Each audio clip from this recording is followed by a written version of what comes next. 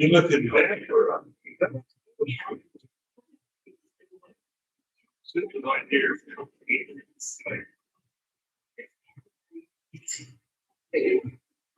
On business class. That's it. That's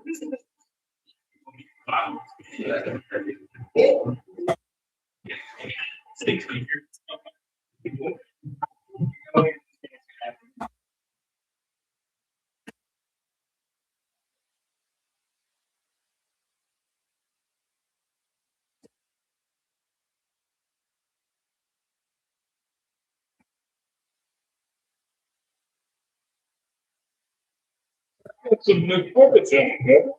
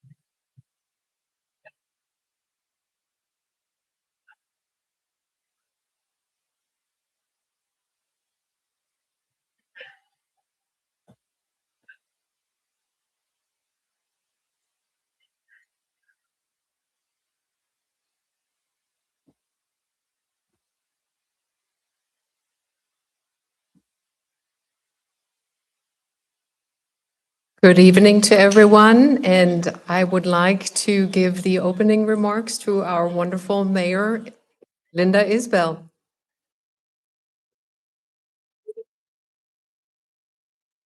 Thank you. Thank you. Good evening. I'm so glad to see so many here in the community. Is that better? Okay. And thank you for joining us for the State of the City, and it's featuring the special guests from the Ellis County and Ennis ISD. Our Ennis ISD rep, Dr. Bradley will be here shortly. They had a school board meeting tonight, so he'll join us shortly. So, and your presence here reflects the pride we all share in Ennis and the commitment we have to shaping its future together. We start us off on the right foot. We would like to ask Mr. Nelson to come forward and give this evening's invocation.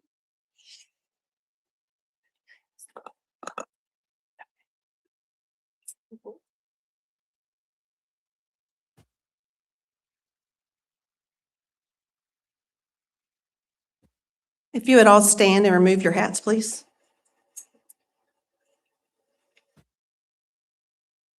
Father, we're grateful for you, for your grace and truth. Father, we thank you for the city of Ennis. Father, we thank you for the blessings that you have brought to our city. We thank you for the leadership that you are raising up to give direction. Father, we ask you for clarity. We ask your continued blessing. Father, the city is not just made up of those who have position and titles, but the city is made up of every citizen.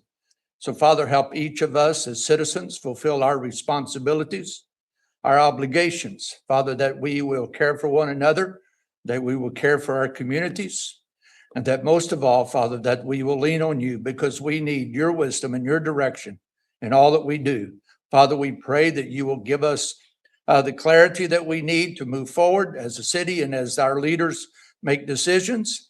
And Father, we thank you for this evening, this opportunity to highlight the events of the city of Ennis and all that are planned and things that are going on. We give you praise and thanks in Jesus' name. Amen. Thank you. Willow, if you would come forward and lead us in the pledge.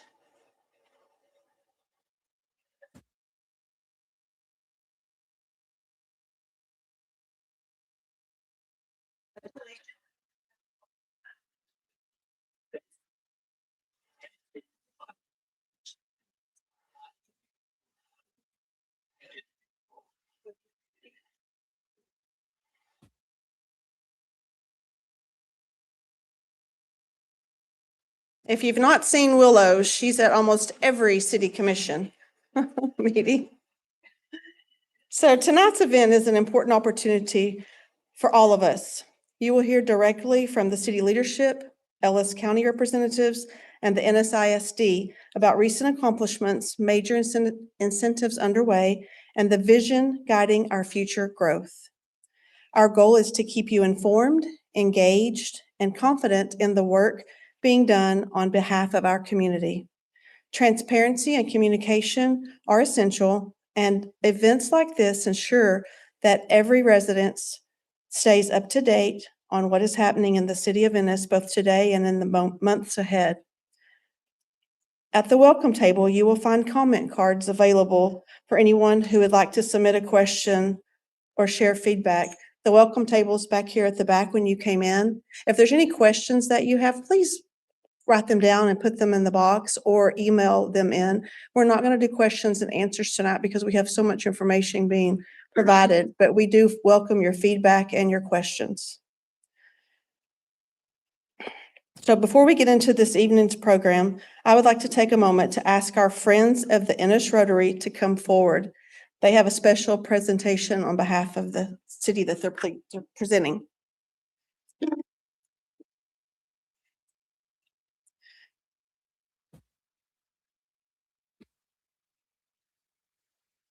So, on behalf of the city, I am pleased to be able to accept this year's fund donation dedicating to the Rotary Splash Pad. Thank you for your commitment to our city, and we are grateful for your engagement and support. So anyone that doesn't know, the Rotary has sponsored Splash Pad at the park, and this is their annual payment towards that.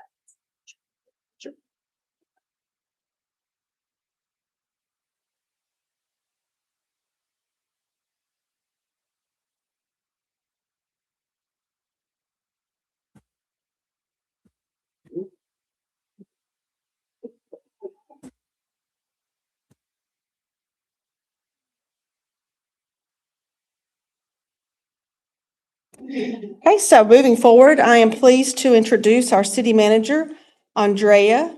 I don't know that I'll ever get this right. Wickmuller Beringer. I don't have quite the roll of the R yet, so who will kick us off with a comprehensive presentation of each of the city's departments. So if you'll give her a hand, please.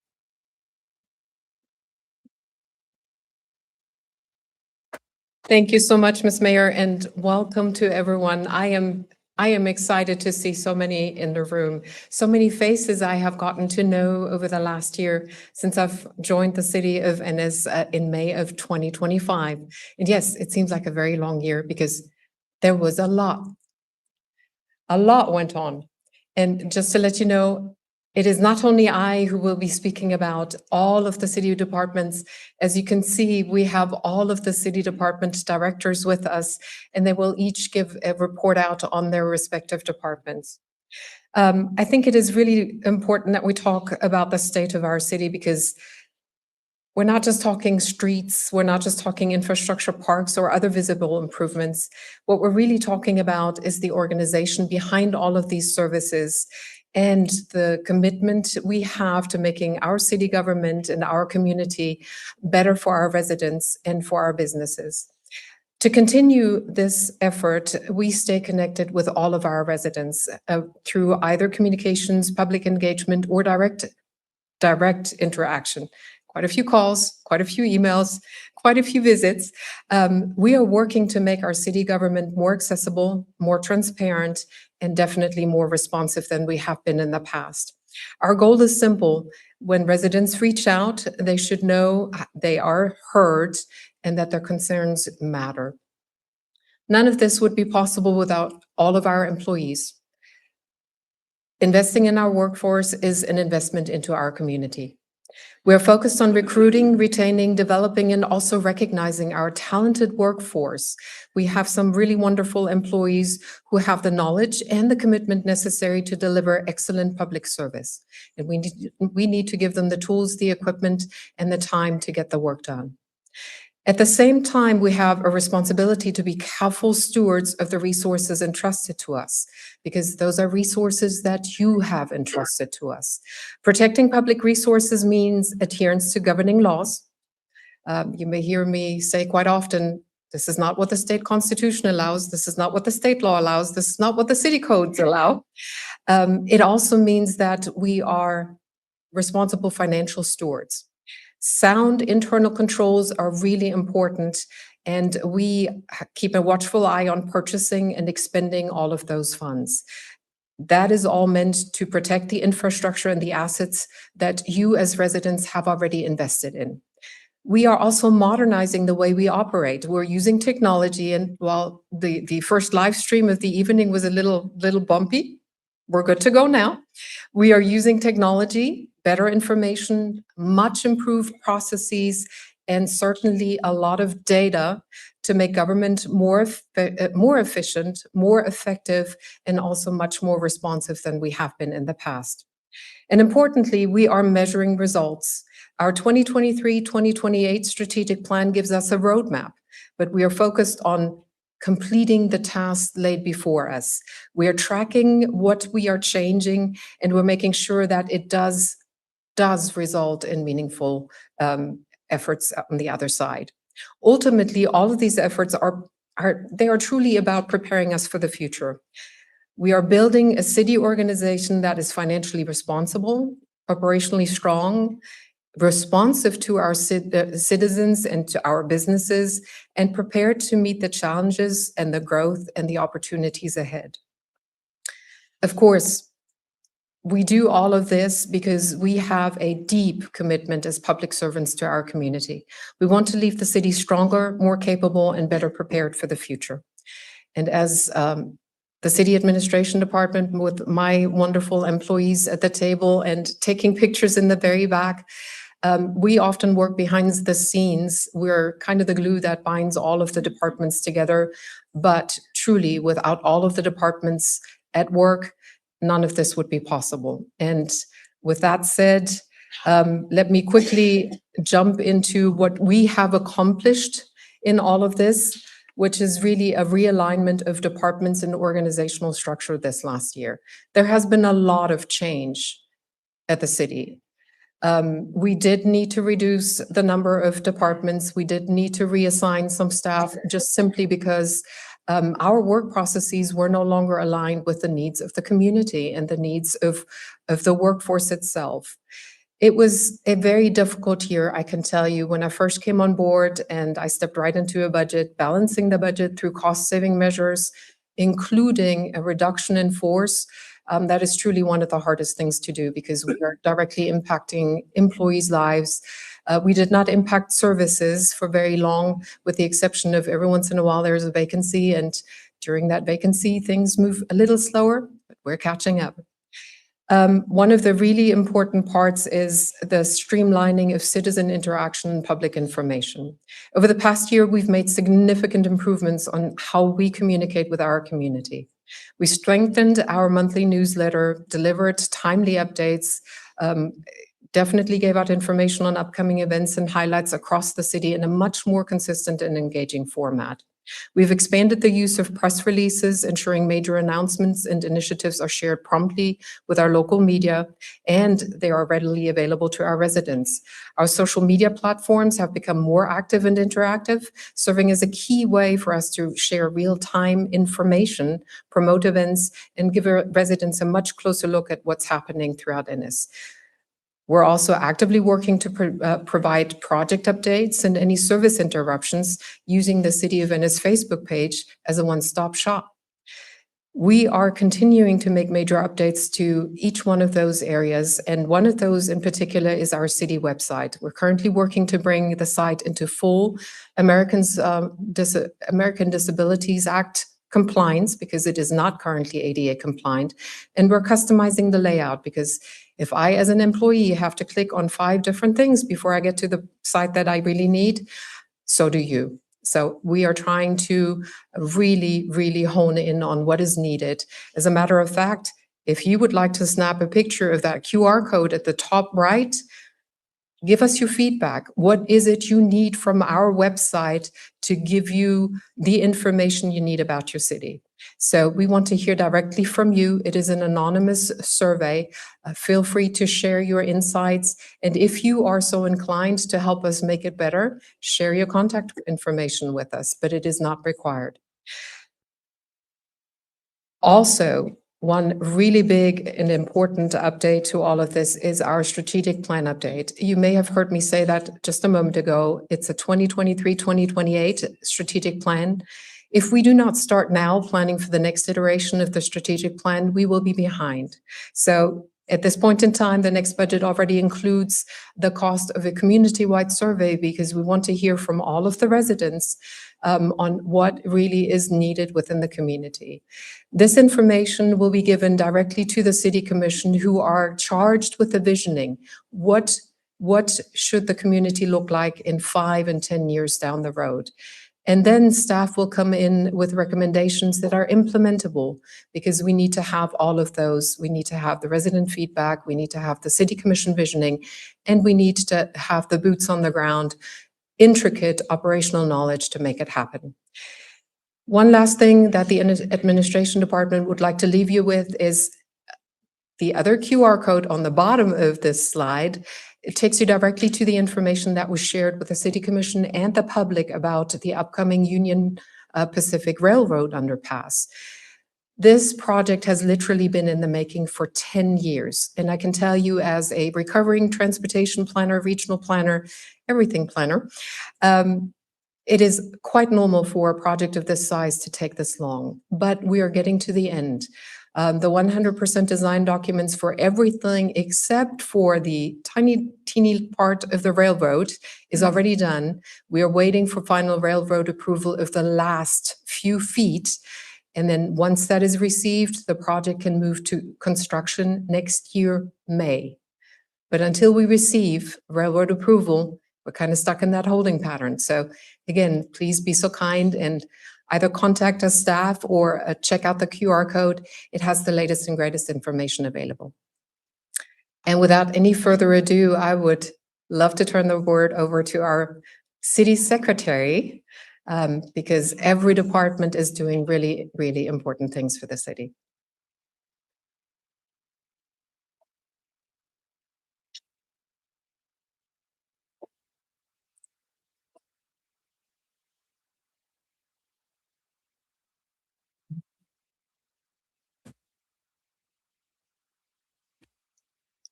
Good evening, everyone. My name is Bethany Pruitt. I'm the city secretary for the city of Ennis. I wanted to briefly go over some of the duties of the city secretary's office. We are responsible for maintaining the city's official records, administering elections, and supporting the mayor and commission. We also coordinate public information requests and manage the city's boards and commissions. Ultimately, a big part of our role is making sure city business is transparent, accessible, and properly documented. Over the last year, we've conducted 3 elections. We held a general election, a special election, and a runoff election. We also helped form and coordinate the Charter Review Committee. That committee met throughout the year to review the city's charter. Our office supported 36 city commission meetings, which includes coordinating the preparation of agendas, minutes, and all related meeting documentation. Public information was a huge part of our office, our duties, really. We, over the last year, received 581 public information requests, and we closed out 577 requests.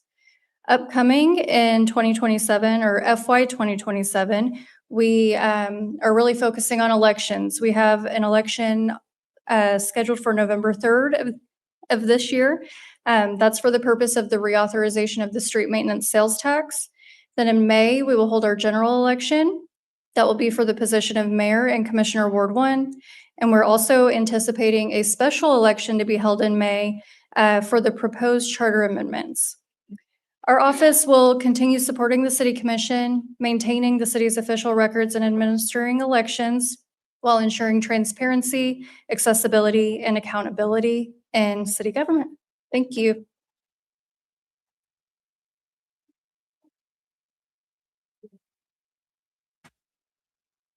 Coming up next is Kevin Howard, the Director of Community Health and Development.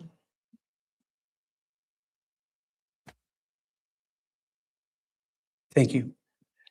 So this slide here pretty much outlines and hits the high points of our mission statement, which is protecting public health and safety, promoting well-maintained neighborhoods. We want to guide orderly and sustainable development. We want to ensure equitable enforcement, efficient permitting, and responsive customer service, collaborating to enhance the quality of life, and supporting a healthy, safe, and prosperous community for today and for future generations. Our accomplishments this past year for the Community Health Division, which is our co-compliance animal control, with our 4 code enforcement officers and animal control officers, they have worked 1,131 code cases with greater than 90% of those closed. We have responded to 586 animal control calls. We have inspected 248 retail food establishment inspections, processed 155 temporary health permits, 75 rental property inspections. We have set 87 mosquito traps that were sent to the state lab in Austin for arbovirus testing. They actually tested almost 3,500 mosquitoes with 4 West Nile positive traps. I'm sure we missed about 3,500 more, but we're going to get them this year. This community development division that encompasses our planning, development, and building inspections crew. We have this last year issued 908 building permits, broken down at 759 residential and 149 commercial. Out of the 149 commercial permits, the permit valuation equated to around $145 million. The building inspections crew completed 880 building inspections. We issued 63 certificates of occupancy, which is great. That means either new businesses or changing of ownership is happening. So it's good for the businesses. We held 41 pre-development meetings in an attempt to increase transparency and communication with our developers. We have approved 9 plats. We have processed 14 zoning cases, processed 7 development applications, and we have issued 37 certificates of appropriateness. We're excited about this next year. Our goals include expanding our staff's training. We want to collaborate not only across divisions, but also across departments. We are continually working to improve our development processes. I'm planning on implementing a standardized inspection program across the board. We are continuing to work on improving our permitting workflow and enhancing customer service by way of creating development guiding packets in Spanish and in English, and website enhancements. And we're really looking forward to this next fiscal year, and we want to continue to help our community grow. And up next, we have our wonderful Economic Development Director, Miriam Castillo.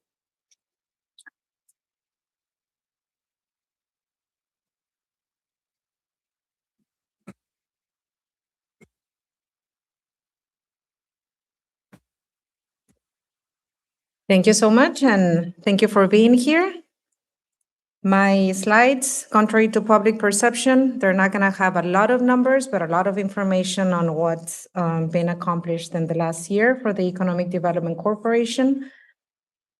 As you all know, economic development is about much more than recruiting the next business. It's also about investing in the assets that make Ennis a place where businesses want to invest, residents want to live, and visitors want to return.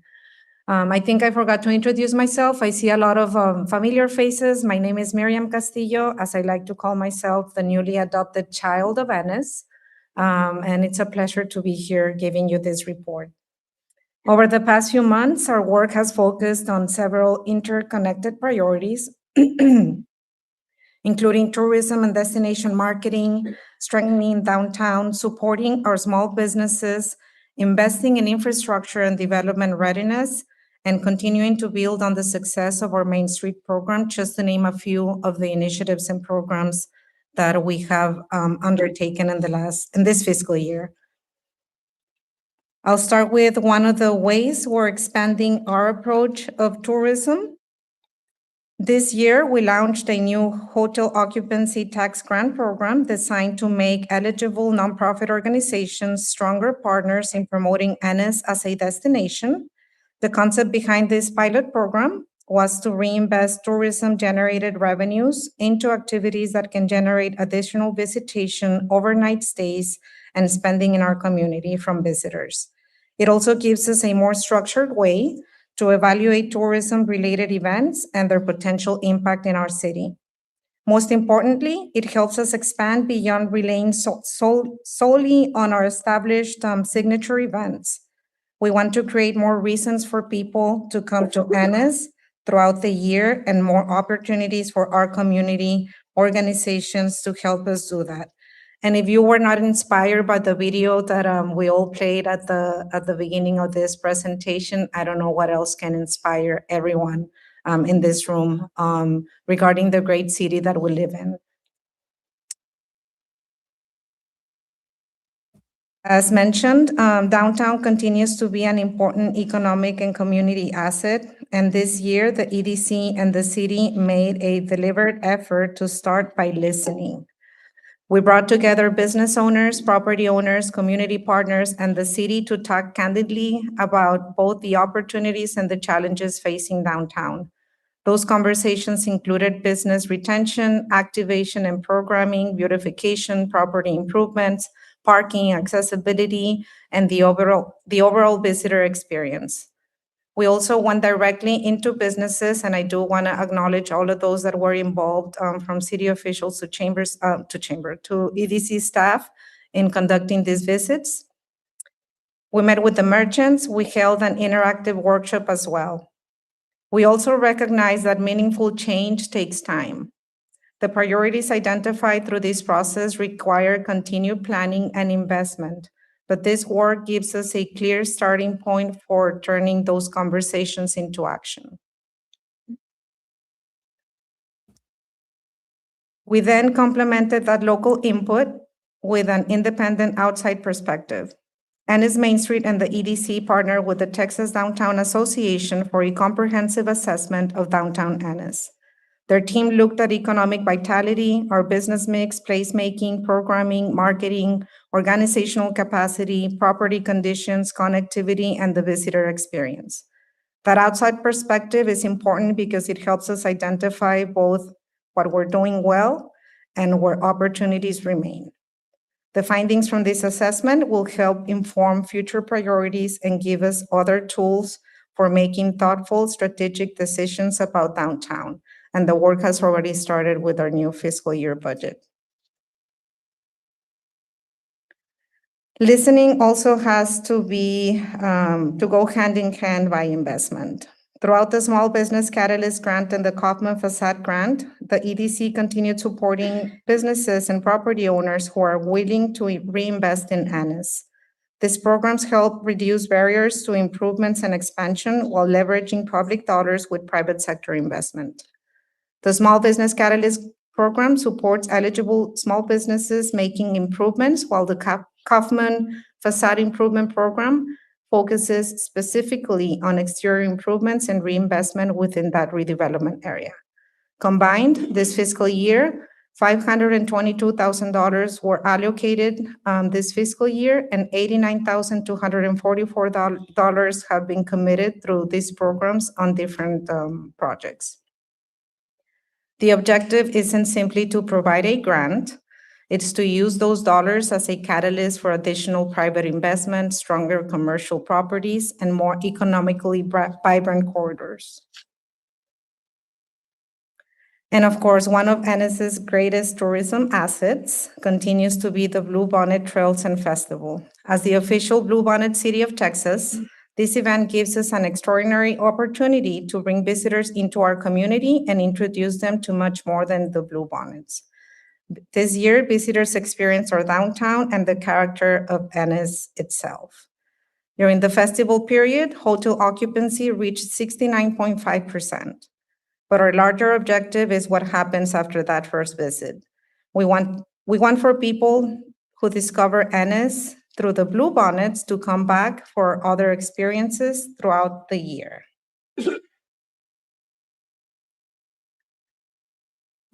Economic development also means making sure that Ennis is ready for when investment opportunities arrive. The EDC has committed approximately $5.3 million towards strategic infrastructure and development readiness projects. That includes water and sewer infrastructure to expand capacity and support industrial development, the Old Tellico Road realignment to improve access and connectivity to key development areas, and capital improvements at the Ennis Municipal Airport, including runway and taxiway improvements that support aviation-related economic activity. These investments may not always be the most visible part of economic development, but they can be among the most consequential. Infrastructure removes barriers, creates capacity, and positions Ennis to compete for future private investment, and both the EDC and the city are very aware of that.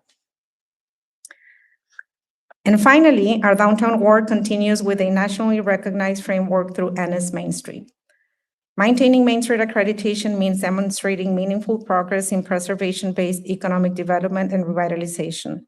The process evaluates programs' effectiveness, organizational capacity, community engagement, amongst other areas. But this recognition belongs to more than one department or organization. It reflects collaboration among city, Main Street, EDC, downtown businesses and property owners, volunteers, and just our community partners. And that really summarizes our approach to economic development, strategic public investment, and strong partnerships. We're investing not only in the Ennis of today, but in making sure Ennis is prepared for the opportunities ahead. And I do want to take this opportunity to really thank our board, city commission, and particularly city departments, because the EDC, even though it's a staff of 2, there's a lot of work that goes on in collaboration with all of the city departments, directors, and employees that really help the EDC move projects forward. Thank you.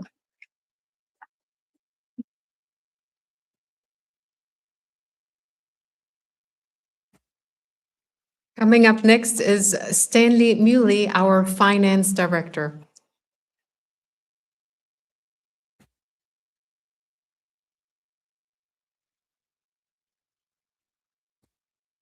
Thank you for your time attending this city event today. I'll be very brief. First, I'll walk you through what we do in finance department. Key responsibilities. Thank you. Include administering accounts payable and accounts receivable. That means we pay the bills and we also collect and record the revenue that the city receives. We manage procurement of services and goods for the city, for the departments. We are responsible for preparing and monitoring the annual budget, and we support external audit to check our books and make sure that we are doing things right. We administer utility billing, all those water bills and everything that goes with it. And then finally, finance department also provides the municipal court services. Our recent accomplishments for the last fiscal year up to this point, in accounts payable and accounts receivable, we were able to process 9,035 payments to our vendors, totaling a total of $51,489,351. At the same time, those transactions have to be recorded in our books of accounts, and we've been able to record 11,040 general ledger journal entries. We've also processed 2,208 purchase orders, mostly to our vendors and suppliers. We reconcile monthly about 60 P card holders. Some of the purchases that are made using P cards, about 60 employees have P cards, and we reconcile those on a monthly basis. We've also continued to support staff training and development. And for accounts payable, we supported a training to enhance skills in the accounting software that we utilize, which is Tyler Technologies. As we move to procurement, we've worked hard to modernize the city's procurement through adoption of technology and staff training. Everything that is processed through procurement today, bidding and solicitation, is done online. The scoring and tallying of points is online, and the recommendation of who gets awarded is available for public inspection, and the records are all done online. We've eliminated paper completely. We've enhanced purchasing policies. Purchasing is one of the areas that any city or any governmental entity can fall into scandals easily. But by strengthening those processes and presenting them to the city commission, we've tightened and matched best practice in procurement. We have organized and offered 10 citywide staff training, because if we have the policies and we don't sensitize our staff, they will still make mistakes. So we plan and call them into a room and train them on how to remain compliant with the policies that have been established. We've also provided 4 workshops which attracted 200 interested contractors. In partnership with neighboring cities, our senior purchasing manager and purchasing teams in surrounding cities tour the cities around Ennis, and they invite potential contractors and present how they can do business with the city of Ennis. And we've done 4 of those in the last year. And we've also completed 14 competitive solicitations. And as a result of all that hard work, this year we earned a prestigious Achievement of Excellence in Procurement. This is a nationwide award, and only about 200 local government entities in the country have earned this award. So that speaks to what we are doing. As we move forward, on the budget side, we've created a balanced budget in FY 2026, despite the challenges that we were facing with reduced revenues. We've developed a proposed budget that will be presented to the City Commission on the 8th of September for adoption. We've provided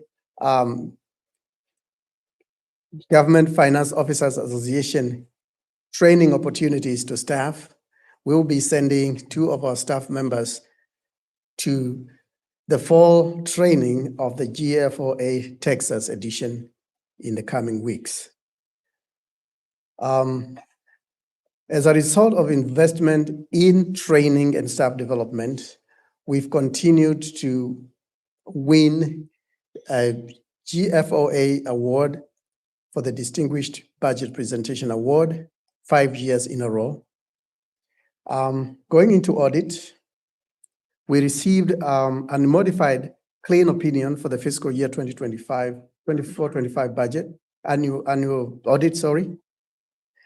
And we've completed a successful solicitation for audit services for the coming year. We are required by law to change or renew that every 5 years. And so we just concluded a solicitation for audit services.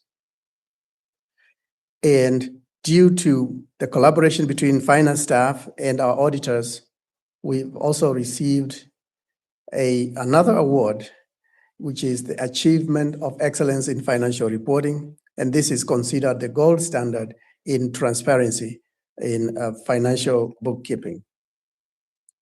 Lastly, looking at the accomplishments, For utility billing, we've handled about 8,284 water accounts, which included setting up of 688 new accounts in the last year. As we are growing, new accounts are coming on board. We also transitioned to a new payment platform called Express Bill Pay, which has additional features and promises to generate more savings for both our customers and the city. We implemented a clearly defined water leak adjustment policy. So anytime there is a leak, it is clear and on paper how you can qualify for a leak adjustment to your water bill. And that policy was passed by the City Commission. And we have begun working on a solicitation for a turnkey advanced metering infrastructure, or AMI, also known as smart meters. This solicitation hopefully will lead to installation of smart meters that allow remote reading and billing generation, and that will save us on time that we spend on meter readers and also enhance accuracy of our readings. On the court services, we have 34 dockets held, 2,292 citations were issued, and 1,246 cases were closed. And just before I move out of there, due to the emergency water leak that we had at City Hall, we are providing utility billing services in this building here. And we are also offering municipal court in the old City Hall building. What we are looking forward to in next year, we are not yet satisfied with the pursuit of excellence. We are eyeing the Texas Comptroller's Transparency Stars recognition, which honors local governments that go above and beyond in transparency. One thing I want to say about this is that it's not just going to be finance. The Transparency Stars are 6 stars that get awarded for every milestone that you accomplish. So finance and budget, there will be an opportunity for the city secretary for open records request. And it looks at how easy it is for information to be available for citizens. And then based on those categories, you start getting awards. It's like getting a promotion from, like a rookie police officer to a corporal, to a sergeant, to a lieutenant. So we're looking to eventually get all the awards, but we are starting that this coming year. We are looking to continue streamlining the financial processes, making them easier and automating those processes. We are looking to further strengthen internal controls, both to make sure that we are protected from cyber attacks for our records and also to ensure further compliance with financial regulations. We are looking to leverage technology in the process automation to create efficiencies and accuracy.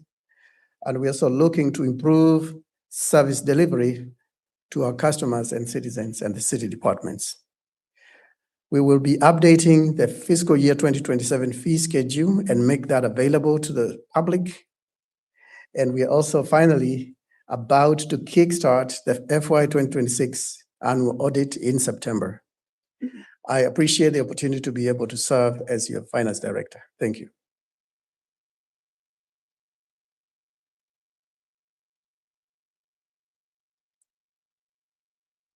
And next up is our Fire Chief, Mr. Bill Evans.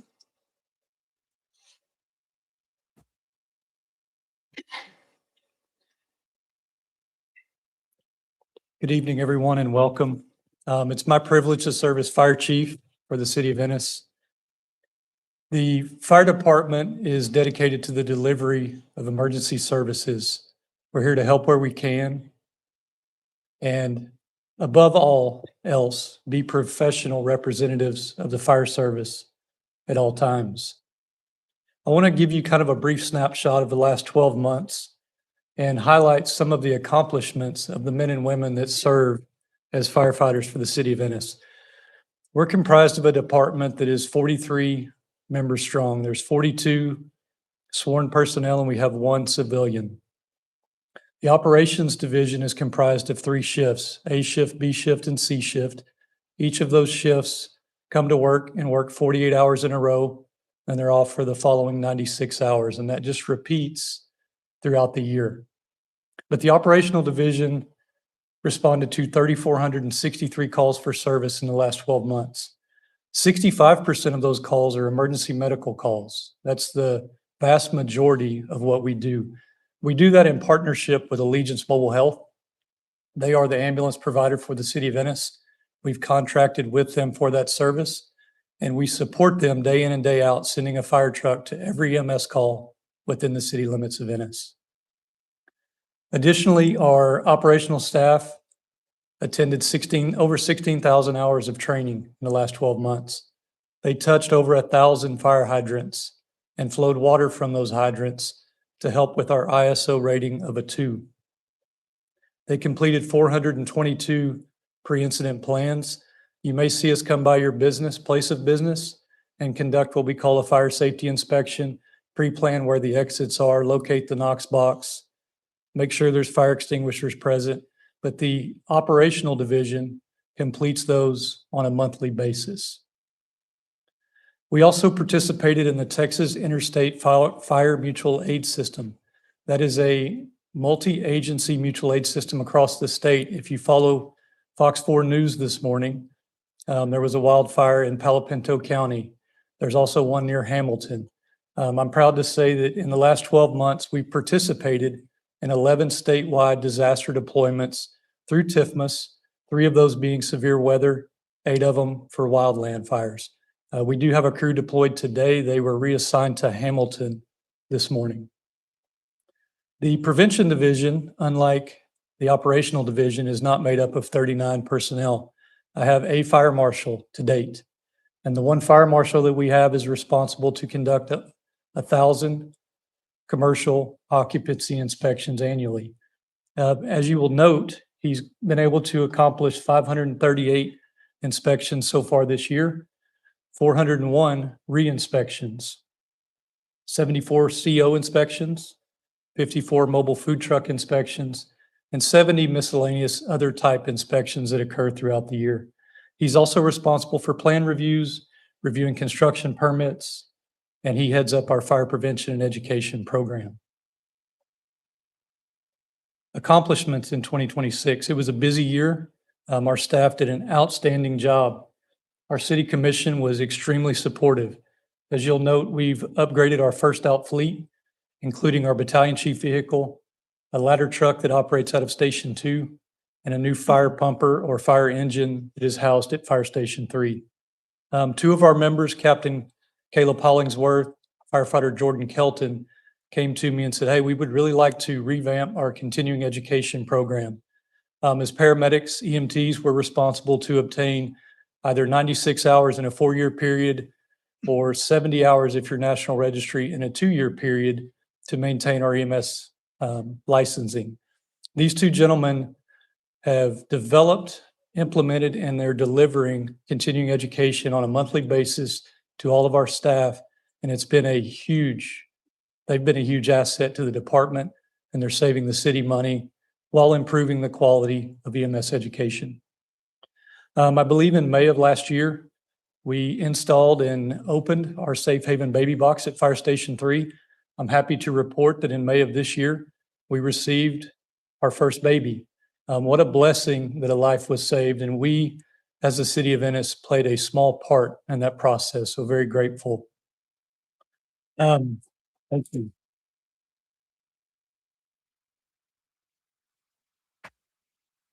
One of the other things that I'm most proud of for the last fiscal year is we were fortunate to apply for and receive best practices recognition from the Texas Fire Chiefs Association. The Texas Fire Chiefs Best Practices Program is over 100 standards that we had to not only say that we meet, but we had to demonstrate to 3 or 4 outside fire chiefs that are chiefs in the state of Texas.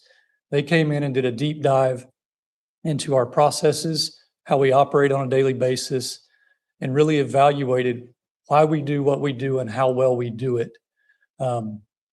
This accomplishment is not something that I alone did.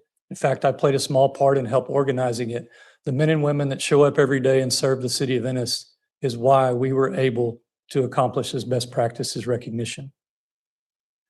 Coming up in FY '27, we are blessed. We're going to finally add 3 firefighters to our ranks. So each shift will go from 13 firefighters a day to 14.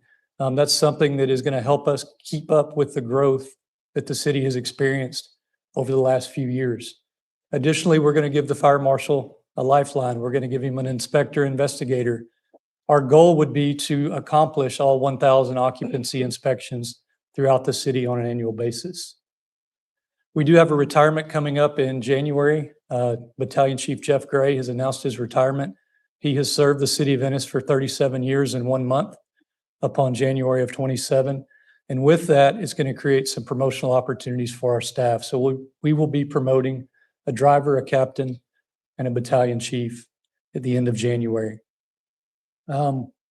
Additionally, I'm not sure if everyone is aware or not, but over 2/3 of our staff are EMT paramedics. We want to continue that as we experience retirements in the coming future. So in January of this year, we sent 3 firefighters to paramedic school. We're happy to have them back on shift as of August 1st. They were all 3 successful and now paramedics. We're going to repeat that process in January of '27. Additionally, things to come is an Opticom signal preemption program that's going to kick off that'll help our response times, and I hope to develop a peer support program. Once again, I'd like to thank all of you for being here tonight. It's my pleasure to serve as your fire chief. Thank you.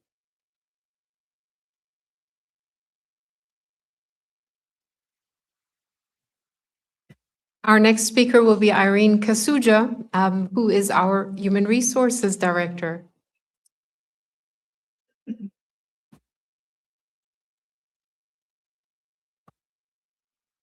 Evening, everyone. And like everybody has said, thank you for coming. And it's nice to see a full room of all of you. So keep coming. I wanted to just speak a little bit about what Human Resources does. You may not see us serving you or providing services to you, but we work heavily behind the scenes, providing services to the people who provide you services. So if you look at that word cloud, it really sums up, it tells the story of what we do. But in summary, more than that, we strive to attract, engage, and retain not only a diverse population, but a high working workforce that will bring these services to you. We also align our staffing strategies with organizational goals. You heard the city manager talk about the strategic plan. We try to make sure that when we're hiring or bringing people on board, that we emulate what that strategic plan requires. In providing those services to our staff, we ensure that we are legally compliant because nobody wants to see a lawsuit. So we are the team that makes sure that the city is safe in that regard. We also champion employee wellness. And in the next slide, you'll see something that we're proud of. We try to make sure that all our employees who work for us pay attention to their health. So we have initiatives that encourage that. We also promote safety. We want to make sure that our employees not only work, but they work safely when they're doing their jobs. And we also know that it's really important to date, after COVID, everybody is very particular about their work-life balance. I have a staff of 4, and we support about 236 employees, and with budget approval, that number will go up to about 260. Our recent accomplishments in this fiscal year include hiring hard-to-fill positions. Our public works positions, which really are more visible to everyone, are very hard to fill. Recently, we've also added a civil engineer position, which is really making us work hard to get that filled. And this is because we face tough competition with surrounding cities. If you drive down the road, Waxahachie has a bigger budget, bigger household income, they pay more, and we have to compete with them for the same jobs. But we also are aware that the more our vacancies are not filled, the more this affects the service levels that we provide to our citizens. So it's important to us to try and fill those quickly, and I'll point out a few things that we're trying to do. So we're also trying to use better recruitment strategies. We're very excited to work with the Chief Communications Officer to partner with LinkedIn on a pilot program that is going to source, or that is trying to source people to come to us before they even are looking. So that is something that you may hear about in future presentations, but it's a LinkedIn recruitment program that is really popular. We're also trying to increase retention to reduce our turnover rate. When you compare our numbers to the state numbers, we're only at 13.5% compared to 18.96. However, we are a small city, so that means a lot to us. So we're trying to reduce that by focusing on retention. And we're doing fun things like using the new city manager initiatives by encouraging people to mingle more with other departments, to read the information that is sent out, to really engage in what's going on, not just in their departments. We're also partnering with all the departments, as you've had them mention training increasing in their departments. HR is working with all departments to increase the training hours per staff member. In the past, I've been with the city 9 years, but we had maybe 1 hour, 2 hours. But like Stanley said, only purchasing now, just the classes, we've got so many hours, and we're really excited because our employees are now tapping into some resources that were not available in the past. We're also strategically pursuing employee engagement and process improvements. We're trying to emulate best practices. We're networking with other cities. We're trying to bring good things to our employees so that we make them happy. And when they're happy, they provide better services to you. Coming up in this coming fiscal year, our main goal is to build a workforce that is ready for Ennis's growth. As you're all aware, the growth rate in Ennis, I don't have the exact numbers, but if I just use simple math, when I started out here, we had 200 employees. Now we have close to 250. And if you look at the population itself, if you do the math, the percentages are similar. So we're trying to keep in line with that by strategically recruiting and not just bringing people, just doing an interview and bringing them here, but we're trying to look at the whole person. What does this person want? What will they need? What excites them? What will keep them here? As opposed to just interview, here's your job, we're paying you. We're trying to get people more excited about being in Ennis. We're also using interview panelists with diverse backgrounds. So instead of just having the hiring manager just interview one person, we try to get the departments that interact with that position to be involved in the recruitment process. That way, we're asking more intuitive questions, we're finding out more about the candidates, and we're making them aware of what they want in a position. Do they really want to work with Ennis, or is this just a job? But when you identify these issues earlier on, you really have better results with retention. Our performance reviews coming up will reward accountability and engagement. It won't just be a matter of getting a raise and getting a sum of money, but there will be meaning towards that performance review when you get it. We're also using personality assessments to determine good fit. We now look at when someone joins the city, we'll look at their personality and try to match that with the person or with the team that they're going to be working with. And we're finding success in the numbers that we're getting right now.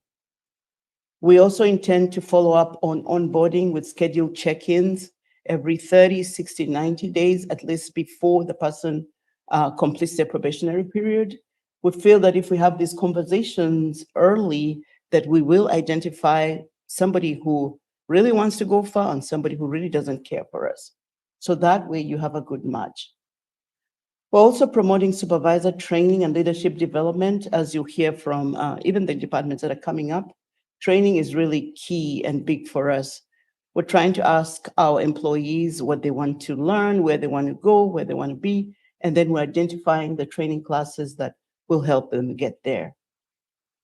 We're also excited to be going to review our current benefits. We want to remain competitive. We know that we have lots of other cities that these people could go to, but we're trying to make sure that the benefits that we offer are better than most. And right now, I think we rank about the fourth in the Metroplex. So we're really excited that we're going to look at this and make them better. So we are hiring, and if you know anyone looking, please send them to www.governmentjobs.com or simply send them to our website, and then they click on jobs, and then they'll find us. Thank you.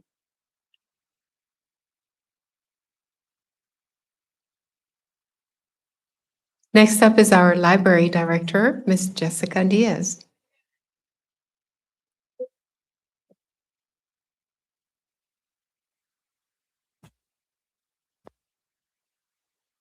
Good evening, everyone.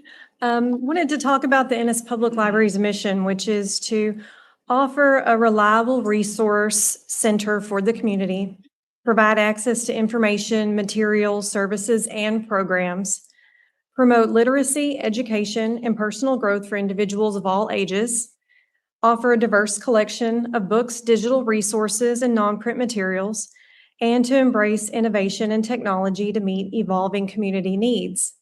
Our museum, the Ennis Railroad and Cultural Heritage Museum, is focused on preserving the physical legacy of Ennis's railroads, local heroes, and prominent citizens. Now that the library is back in its renovated facility, staff have seen over 57,000 visits during the past year. Those patrons have checked out an impressive 58,386 items during that time period, which includes books, audiobooks, DVDs, magazines, children's launchpad tablets, and of course, ebooks and e-audiobooks. In order to check out material, a person would need a library card. During the past year, 1,941 new library cards were issued. We've noted the word free on the slide because for several years now, there has been no fee to obtain a library card, no matter where you live.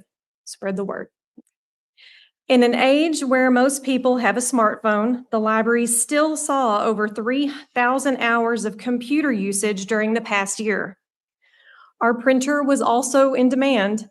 At a rate of just 10 cents per black and white page, the public printed approximately 83,591 pages, many of those straight from their smartphones through our Wi-Fi printing solution, which also allows printing in color for 50 cents a page.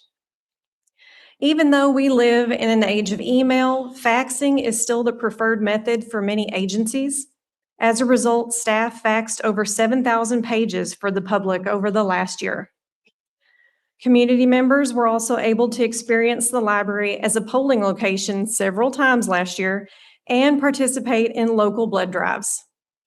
In fact, another blood drive is scheduled for September 15th.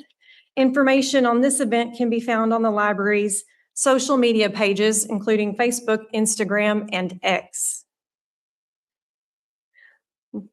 Back up. Those pages will also keep you informed of all the various programs the library has to offer, including story times, chess lessons, family fun nights, teen programs, adult craft events, summer reading programs, and even the next puzzle swap, which takes place this Saturday.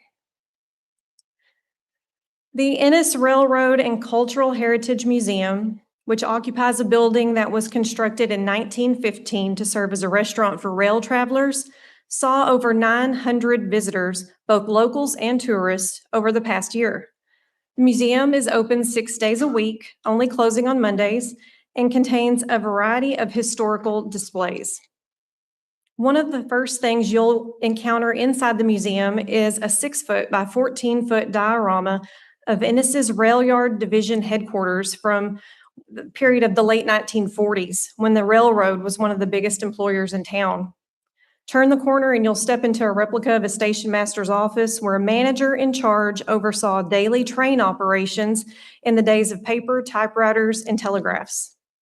In addition to the wonderful photos throughout the museum, you'll see displays to honor some of Ennis's war heroes, including Jack Loomis, Joe Crow, Dooney Pierce, Airedale Goodwin, Edgar McElroy, and Tim Guana. In December, staff hosted our annual open house event during the Lights of Ennis. In addition to touring the museum for free that evening, families were able to take pictures with Frosty the Snowman, explore the inside of the Big Green Caboose, and view an intricate model railroad layout constructed by a friend of the museum in the yellow baggage building next door. You can follow the museum on Facebook to find out more information, including when our next open house will take place. Thank you.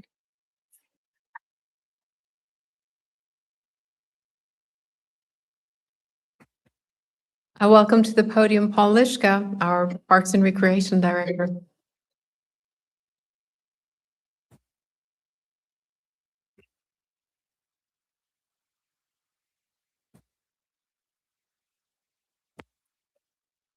Good evening. The mission of the Parks Department is to provide safe, inclusive, and well-maintained parks, public spaces, and recreational opportunities. This includes the cleaning, mowing, repairing, and building of amenities at nearly 25 sites and around 300 acres of parks and open space that we maintain. We offer diverse and engaging recreational programs that support physical, social, and cultural well-being. Those include facility rentals, sports programming, community service events, environmental education, and then support on citywide and other special events. We plan and develop park projects to expand access and promote equitable growth. And that is to make sure that we have open space and parks that exist at the level of service expected as our population grows and as our park usage expands. And then we foster community engagement through events, and that's both in-house and support of other citywide and other department events.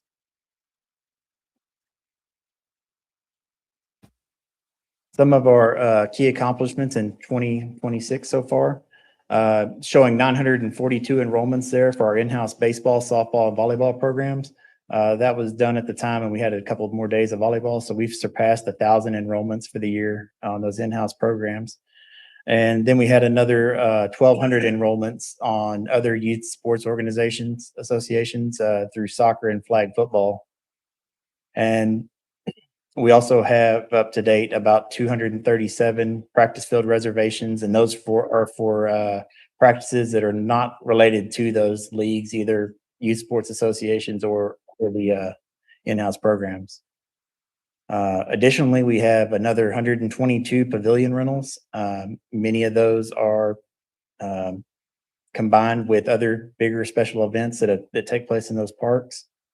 And then another 20 weekend tournament rentals at our athletic facilities. A project we're about to kick off and we're looking forward to is restroom floor renovations at Lions, Veterans, and Bluebonnet Parks. Those are to improve the aesthetics of those restrooms and make them a little easier to clean. The thing about a park restroom is it's always only as clean as the last person left it. So that's ongoing. Other accomplishments, a lot of this comes from Keeping Us Beautiful. The Parks has taken on Keeping Us Beautiful in 2026, and we have logged 675 volunteer and community service hours, 30 events and litter cleanups, and then we received the Governor's Community Achievement Award and Gold Star status for the Keeping Us Beautiful program. Additionally, through Parks and Rec and teaming up with Keeping Us Beautiful, we planted over 300 trees since 2023 in our parks and open spaces, and would like to invite all y'all out to our next Arbor Day event, which will be November 7th, 2026 at Bluebonnet Park, where we're going to continue adding trees to our park and open spaces. Thank y'all very much.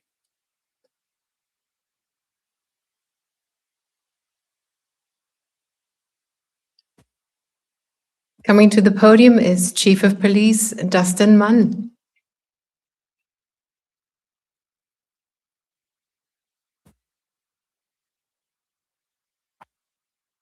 Good evening again, everyone, and thank you all for the interest in the city and coming out to speak with us this evening, listening to us speak this evening as I tear the mic up.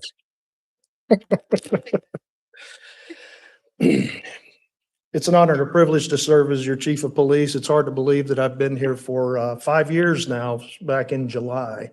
Sometimes it feels like 5 minutes, sometimes it feels like 15, but thank you for all your kind support over these 5 years from all points, so thank you.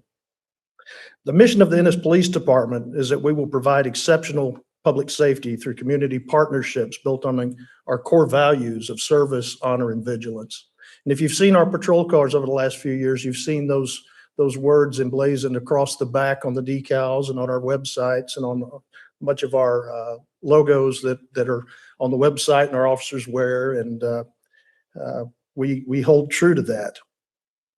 We do that by emphasizing fair and impartial law enforcement to increase safety and quality of life for residents and visitors, developing community partnerships and joint problem-solving techniques to prevent crime and assist in community policing, and forging community engagement and relationships to build respect and maintain trust.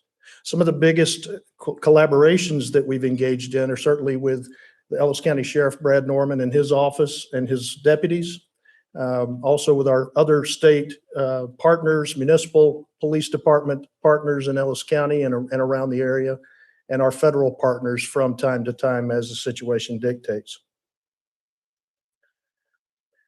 I'm going to go through 6 of our divisions within the police department. The most visible, of course, is the patrol division.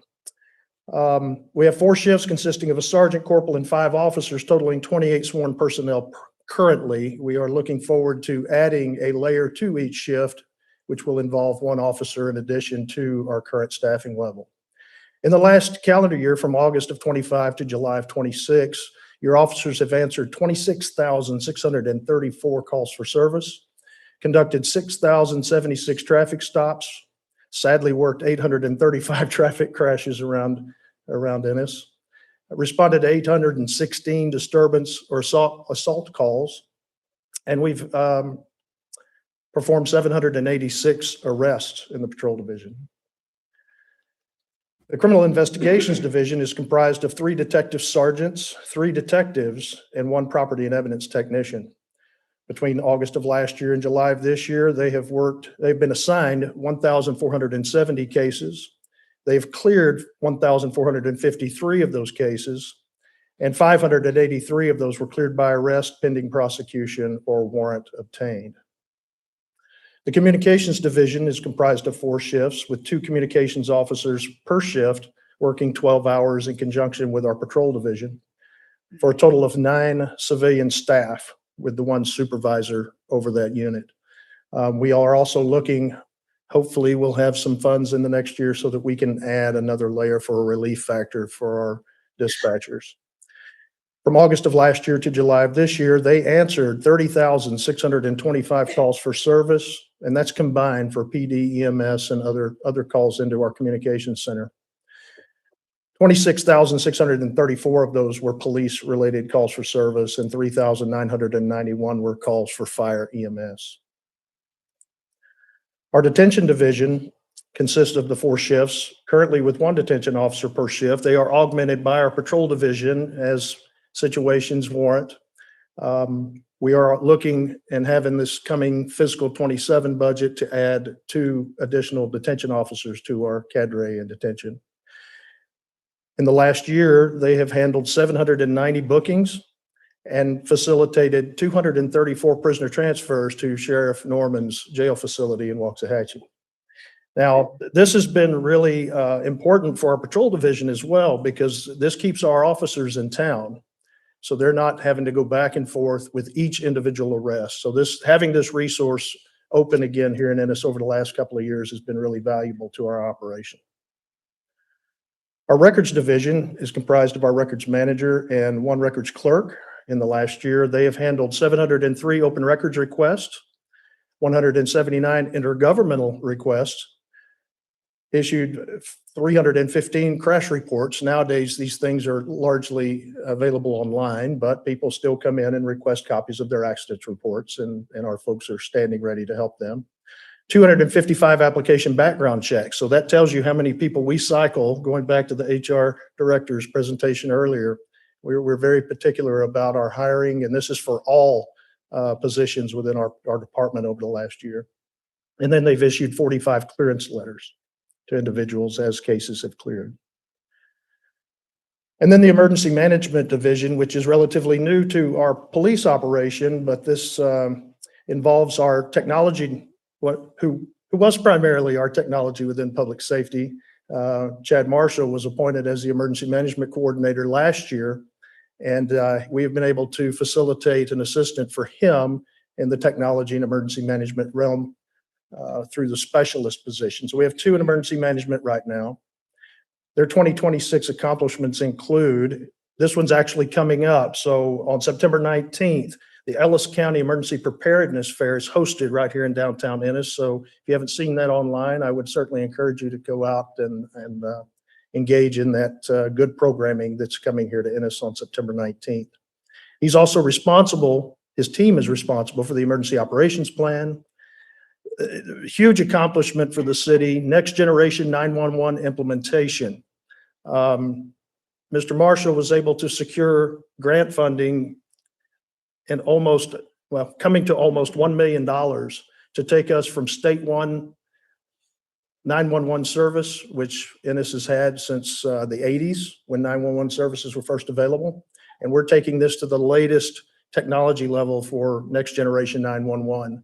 And so that will greatly increase the avenues that people have to engage 911 and call for help, whether it be by text and all the other myriad of technologies that our communications center will be able to receive.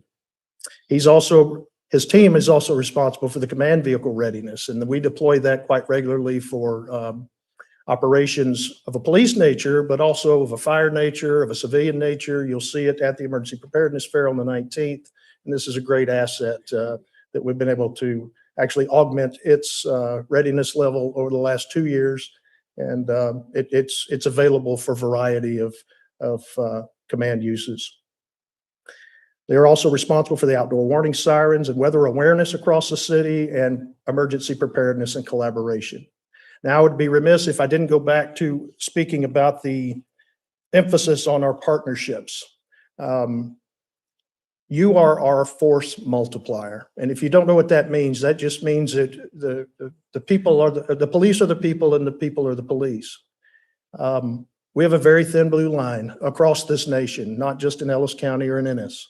So if you see something, say something. We rely heavily on input, communication, and just daily observations from our community. And so please call 911 if you have an emergency. We have a non-emergency number available if you just need to speak to an officer and share some information, something that maybe just didn't look right. But we appreciate that collaboration and cooperation. We can't do our job without you. So with that, I'll pass it on and thank you very much.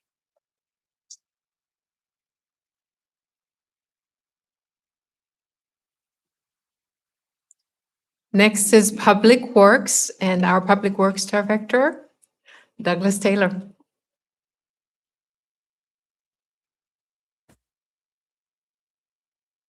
Good evening, everyone.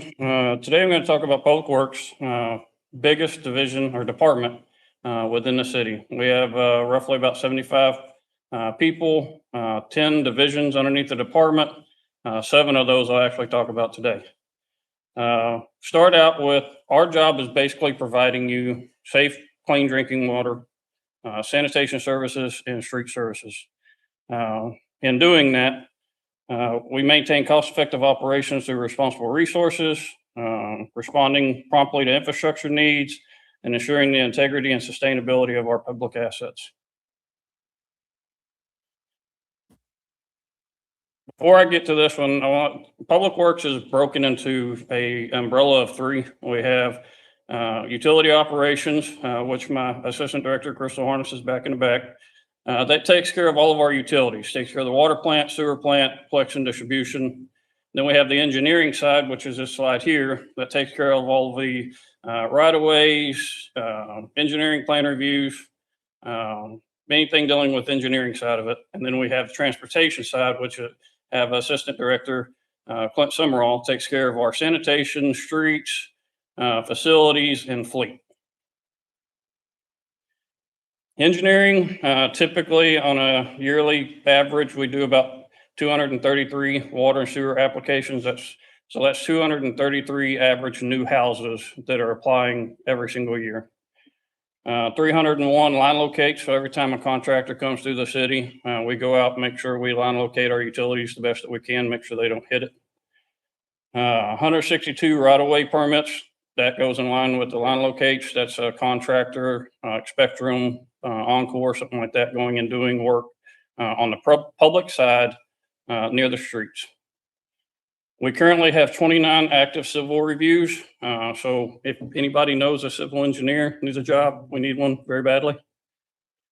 Our recent accomplishments, we actually went through and redeveloped the hiring and training processes of the entire division, but mainly within engineering, to try to better establish our workload and how we respond and handle citizen issues or needs. We realigned the department to try to better handle plan reviews. We recently hired a new project manager, GIS coordinator, and like I said, hired in the process of trying to go after an engineer. This coming up year, we'd like to redevelop our GIS system to actually make it accurate. There are certain things that we are not able to put on the outside facing web portal just because it's critical infrastructure and has to be hidden, but we're trying to work through those processes to allow anybody the most information that we can. Try to go through our policies and standards to make sure that our plan reviews and our inspections are to the best that we possibly can make them, because we want good, reliable building within a city, and we need the highest standards we can get. On our transportation side, we'll start out with streets. This year, they did 379 work order requests. We currently have 342 miles of streets that we sweep yearly. They did 200 tons of debris removal, so that's trees and things like that. 150 plus cubic yards of concrete streets were replaced, and 500 tons of asphalt was replaced in the streets. Recently, we began using OpenGov in order to actually document how we handle those street repairs and street requests, so we can actually look at the actual cost it's costing us, so we can actually try to obtain a better budget based off of that. Before that, we were just going through requests. We never looked at what the actual cost of something was. This year, we were able to get 100% of our staff in streets fully commercial licensed. So any one of our staff can drive any one of our commercial vehicles. And then we did a lot of training to make sure that all of our staff can operate any one of the pieces of equipment we have, so we don't have to rely on certain people for certain pieces of equipment during normal operations or emergency operations. This coming up year, we'd like to formalize a pavement management plan to actually give us a 10-year outlook, so we know year by year exactly what our next project is, how we're going to fund it, and then hopefully put that on the website so all the citizens can see that as well. Redevelop our training plan to make sure that all of our staff get the best training that we can give them, and implement the schedule for the streets maintenance project that will come from the pavement management plan. In fleet, so fleet takes care of all of the vehicles within the city. We completed 300 plus vehicle service requests and 300 assets, including all of the equipment. So 300 vehicles and then 300 pieces of equipment. We added our usage into OpenGov and maintained a 90% readiness. Basically, what that tells us is it allows us to track our actual vehicles that we weren't tracking before on their hours of operation, oil changes, costs associated with it. So they're again going to have a better budget whenever we associated with each of those vehicles and whenever it's coming time to replace those vehicles. Staff also completed specialized fire apparatus training. That was so we can do some of the maintenance on those vehicles in-house, trying to speed the process up so it keeps our fire apparatus down at a less time. This coming up year, we'd like to integrate the fuel management system that we have into our OpenGov. That's just completing the last piece of the puzzle in order to be able to see the whole, start to finish of what a true vehicle costs us. Develop and roll out the equipment dashboard. So any division director, supervisor that has access to OpenGov can see how their vehicle is, what their vehicle needs, what repair cost, all of that open to all the divisions. And complete additional technical training to further reduce our outside need from vendors like Ford or anybody else, that we can do internal. Sanitation side, this one's one that actually surprised me the most. 9,000 tons of refuge was collected this year. 17,000 weekly pickups, accumulating in 914,000 pickups per year. That's a lot for a department. We did 2,000 special bulk pickups. So that's anytime, a storm comes through and we have trees down, stuff like that. And all of that, and I'm skipping ahead a little bit, we only had 185 missed pickups out of that 914,000. 230 tons of waste collected from the underground dumpsters. So the underground dumpsters throughout the center of town, we collected 230 tons of refuge in those. So they're working for us. A recent accomplishment, we of course added carts to OpenGov, so everybody in the city can see how many carts each household has. We can better track how many we give out. We're beginning to formally close the 85 landfill to make sure that we can either sell off that land or use it for another use. We're going to go back through a rate of service study to make sure that we're truly charging the rates that we need to, and if we need to change or how they have some ideas on how to change to make things better. There again, I said we had a 99.98 collection rate. This year, we want to try to reduce that 25% and try to get as close to 100 as we can. Hopefully this year we'll complete the landfill closure and implement as much of the rate study as we can. In facilities, facility maintenance takes care of 15 facilities, and this is one person that handles all of that. Any of the AC maintenance, any of the door maintenance, anything dealing with a facility, one person handles all of that. And also helps with the collection distribution, plant staff and things like that to help offset some of the vacancies we may have in those divisions. This year, they supported the library relocation, assisted really Public Works in the relocation of our offices over to the old City Hall on Brown Street, which is also where courts is being held right now. And then again, help set up the temporary offices that Stanley was talking about earlier for utility billing, back behind us over here. HR, I believe, is in this building. And then, of course, like I said, courts over with us on Brown Street. Then we get into the utility side of it. This one's another one that really surprised me. For our city our size, we took in 1.29 billion gallons of water this year, and we used 1.5 billion gallons throughout the city. Now that 1.5 billion does also include water main breaks and things like that. But to think we pulled up 1.29 billion gallons out of Lake Bardwell. This year, we were able to replace several pieces of key infrastructure within our plant. And furthering through this year, we plan to have our water capacity study completed, which will allow us to do further improvements to our water plant and the capacity throughout the system.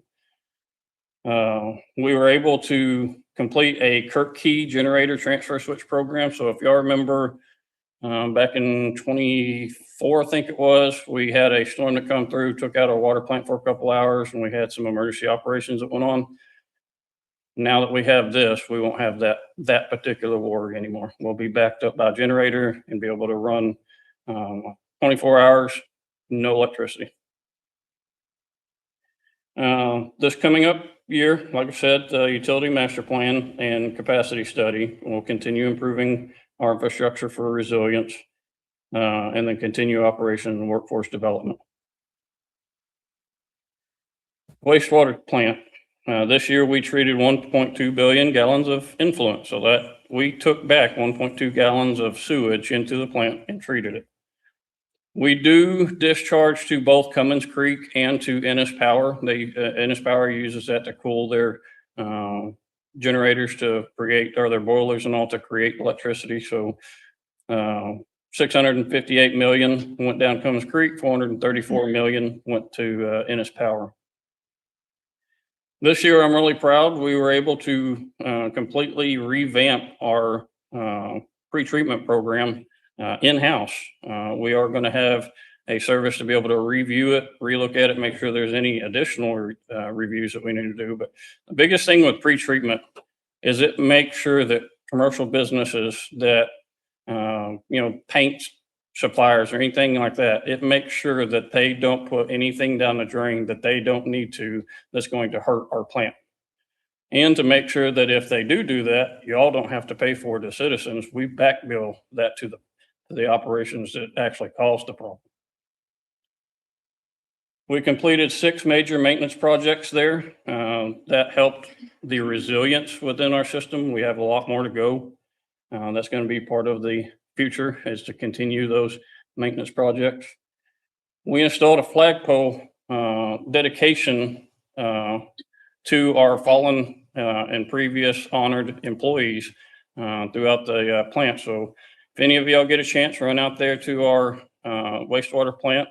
Our guys would love to see you. They love talking to people, and they love showing off that flag, and I think it's something special. We were able to complete a pre-treatment audit through TCEQ, and actually came through all right. And we renewed several contracts with different cities, and we'll continue doing that.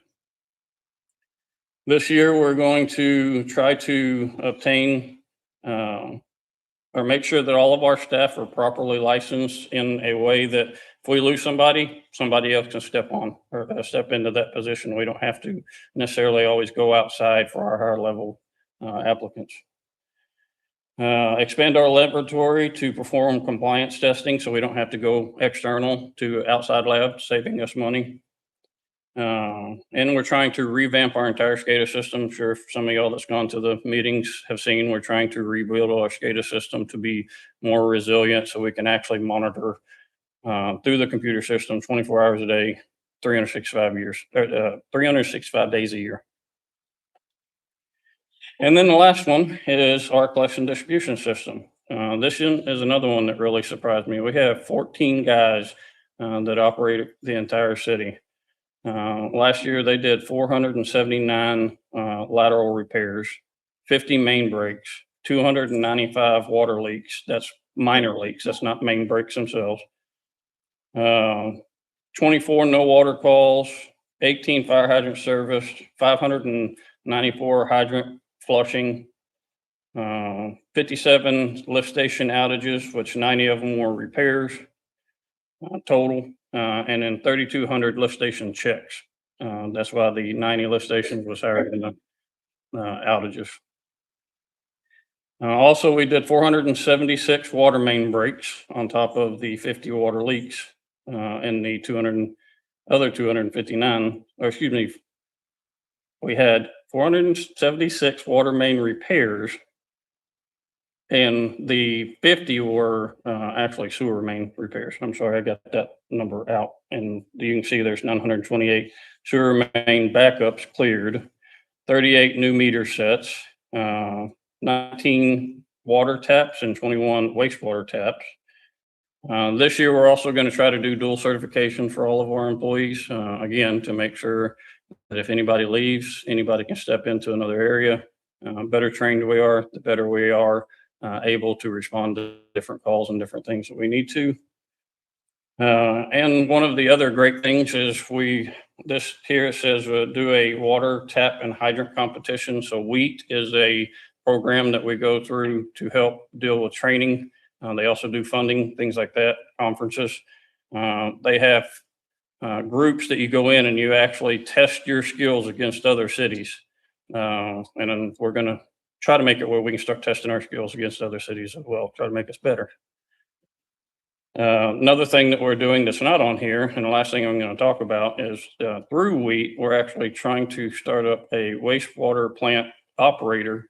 It'll be the first in the state, and we're the first ones to be part of that. And hopefully we'll spread that to the water side and collection and distribution side as well. So that's something that nobody else has done. We're partnering with WHEAT, trying to make that happen. And that's the end of my slideshow.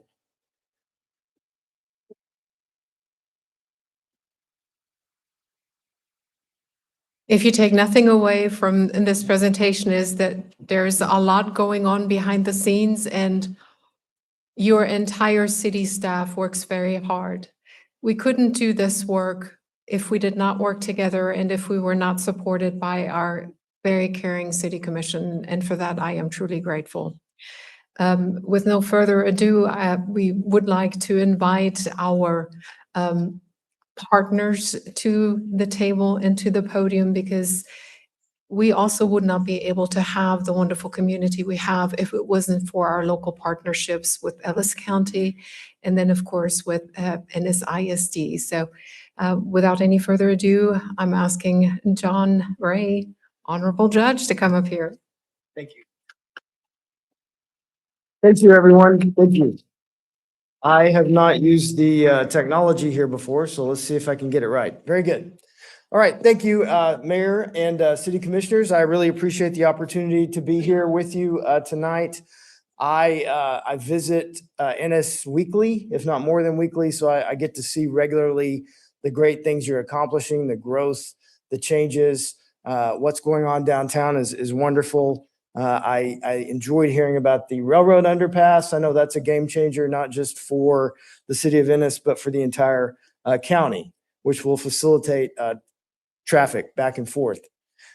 Much as you've heard from the city, the story of Ellis County is growth.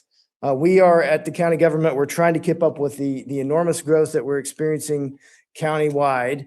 I'm going to throw a few numbers up here, which may not exactly comport with what you may have heard from city staff. There's all sorts of population estimates out there, but currently we estimate this is per the COG, the North Central Texas Council of Governments. They estimate Ellis County to have a population of 251,000 plus or minus. I did include the populations for Johnson County and Smith County. Those are frequently looked at as peers for our county. Traditionally, Johnson and Ellis for decades had sort of moved in lockstep on growth, but Ellis County has really been pulling ahead. We've always been well ahead of Kaufman, but Kaufman's actually catching up with us a bit. Smith County is, of course, the county where Tyler is, but it's not really a satellite of the Metroplex like we are, but it is frequently compared to us, and that'll be a little bit relevant in what I say later. I know you've been here a while, so I may skip over a little bit of the slides to kind of keep it moving along. I know you've heard a lot of facts and figures too, so you're probably getting a little tired of trying to digest numbers. Here's a population estimate. Again, this is per COG estimates. This would show, and generally when we're talking about county government, we have a strategic plan. It's called the Emerging Ellis County Plan, which has a plan through about the year 2050. And when we start planning for the year 2050, we're estimating generally to have a population of about 500,000 by the year 2050. This particular graph has a couple of, like a more conservative number of 379 on the low end, a high number of 629 on the high end. I've even seen estimates that have us at about 733 by the year 2050, but we're planning in county government to have a population of about 500,000 by the, or 500,000 people by the year 2050. Okay, here's a couple of historical population numbers for various cities. If you look at that second column from your left, or I'm sorry, the first column on your left there is 2000, and then that last column on your right would be the current population estimates. You can see that Ennis alone has increased by about 50% in the last 25 years per the COG and the Census Bureau numbers from the actual prior censuses. And then we're experiencing a lot of growth in other cities in Ellis County as well. particularly in the northwest quadrant of the county. So Ellis County currently, pursuant to one source, and there's lots of sources on where we rank nationally as far as county growth. I see some that estimate us in the top 10, even in the top 5. This is one particular source that has us nationally as the 15th fastest growing county in the nation. As far as Texas goes, this same estimate has us at number 8. Of course, and to remind you, and most of you know this, but Texas has 254 counties. This has us as the 8th fastest growing county. Interestingly, I always like to throw this in that as far as the population of Texas goes, 50% of Texans live in 8 counties. We're not one of those 8 counties yet. 75% of Texans live in 12 counties, the top 12 counties. We're still not in the top 12 yet either, but we're on track to get there soon. Many of you know that the Dallas-Fort Worth Metroplex is the fastest growing MSA, metropolitan statistical area in America. I think we're at about 8.5 million people in the DFW MSA, of which we are a part. And I think we're projected to be at about 12.5 million by 2050. So very fast growing area. This is what we're primarily dealing with at the county. One of the things that people say is it's like we're laying tracks as the locomotive is bearing down on us. Okay, here's another interesting estimate, population as compared to employment. You can see how employment growth will also continue through the year 2050. In the spirit of time, I'm going to kind of skip over that one a little bit. It's not super interesting. All right. I had a Johnson County and Smith County up a moment ago. Ellis County currently has, now this particular number we got from the treasurer's office about 60 days ago, but we had 660 people on the payroll at Ellis County. We have a few more jobs than that authorized. There's always some attrition and open positions. I think we had more along the lines of 700 positions authorized, but we had 660 on the payroll. I compare that to Johnson County because you can see that they have roughly 1,060. Smith County has 900. I want to point this out because I feel that this demonstrates that Ellis County is doing more with less. We have a smaller head count than these peer counties, but we're providing a very good level of service, I think, with fewer employees. Of these 660, the way they break down is 413 are in various departments, 127 are in the sheriff's office, and 120 are in the jail. And I want to point that out because the vast majority of what we do as a county is law enforcement. And when you think about that in even a greater way, it's criminal justice. And I'll elaborate on that a little bit more in a minute. All right. Here we have Ellis County's current tax rate for the year 2025, as well as the proposed tax rate for this current year, 2026. You can see these numbers are the same. This is a proposed rate for 2026. We'll be looking at that rate every Tuesday in September at 2 p.m. until we adopt that rate. There's 5 meetings scheduled for the Commissioners Court on every Tuesday in September. That rate breaks down into 3 components: maintenance and operations, interest and sinking, and farm to market lateral road. You may see that on your tax bill and wonder what that is. That's a great question. That is a state program, I think, that was enacted in the 1960s or 1950s that allowed counties to opt into a specific tax to support those farm to market roads. Some of you have probably lived here long enough to remember when those were just county roads, but then the state came along and turned them into farm to market highways, and that tax rate helps to support those farm to market highways.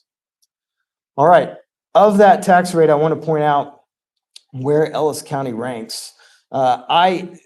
If you look, the Texas Comptroller publishes a list of how each county's tax rate lines up. I believe if you look at it for the current years, we're either 19 or 17, but I don't think that tells the whole story. I like to show this graph. It's a little hard for you to read, but I think that Ellis County really ranks as the 3rd lowest tax rate. And the reason I take that into account is a lot of counties have several other countywide taxing districts. A lot of counties have a hospital district or another type of district that collects a tax for indigent health. And they frequently have a district that collects a tax for community colleges. So if you look at just the raw numbers for Ellis County's taxing rate, we actually have a tax rate a little higher than Dallas County. Dallas has a tax rate of about 20 cents per hundred or 21 cents, whereas Ellis County has a tax rate of 27 cents. However, if you live in Dallas County, you also pay a tax rate to Parkland Hospital, which is another 20 cents, and you pay a tax rate to the Dallas County Community College, which is 12 or 13 cents. Which gets Dallas County's overall countywide tax rate up to about 54 cents. Here in Ellis County, we do not have a hospital district. We pay for indigent healthcare out of that 27 cents that you pay to the county. And I'm using Dallas, sometimes people say, well, we're not Dallas County, that's not really a fair comparison. But there are a lot of more rural counties, in fact, counties with smaller populations than ours that have a hospital district and a community college district. Okay, one of the main things that we do, and I want to come back to law enforcement and criminal justice in a minute, but a lot of times you think of your county government with respect to road maintenance, county road maintenance. That is, in fact, a major service of the county. We maintain 947 miles. I've kind of broken that down into road and bridge precincts for you. Ennis falls within precinct 2, which has 218 miles. The only one with, I guess precinct 1 has a few more miles. There's a lot of the east part of the county in precinct 1. And in fact, some rural areas to the north of Ennis, you might consider part of precinct 1 as well. But we are very proud that a lot of our roads, our county maintained roads, are chip sealed. They're not asphalt paved. I know a lot of you would like to see them asphalt paved. But if you live in Navarro County or Hill County or one of our other counties to the south, you would probably be driving down a dusty White Rock road. So we do at least have some chip sealing here for most of our county roads. All right, I want to hit a couple of hot topics, and this is my last slide. I know you've been here a while. We read the county, again, this relates to growth, trying to keep up with the phenomenal growth that we're experiencing countywide. The county recently purchased a medical, not an abandoned, but what used to be a medical office building at 1305 West Jefferson Street in Waxahachie. For those of you that remember the old Baylor Scott and White Hospital in Waxahachie, this is that building that was built about 20 years ago. That used to be a doctor's office. Doctor's offices were in that building. After the hospital closed and was torn down, that building was no longer being used as a medical office building. It's out of the way. It's in a very strange spot as far as just for retail use. So it kind of makes a perfect government facility. The county has purchased that building recently for it on July 9th. We paid $9 million for it, but it's 50,000 square feet. I've sat through several discussions lately where people were talking about, I sat through a discussion yesterday, in fact, someone proposing to build a 32,000 square foot building for $12 million. So the county recently purchased this building. The initial thing that will go into that building is the elections office for the county. That, if you're familiar with the elections office in downtown Waxahachie, the elections office is currently in a 5,000 square foot building. 20,000 feet of this building would be reconditioned to house the elections office.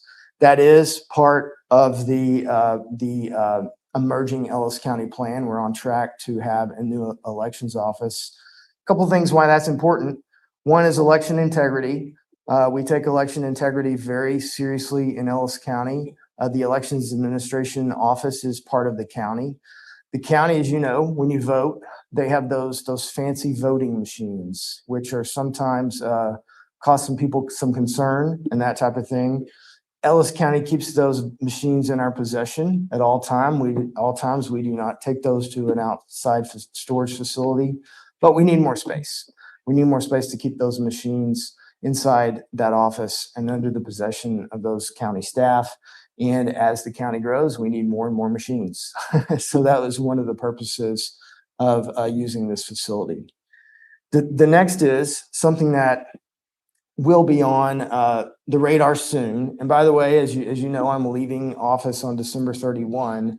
So this is not really something that's going to happen over the next 4 months, but I want to just mention it to you.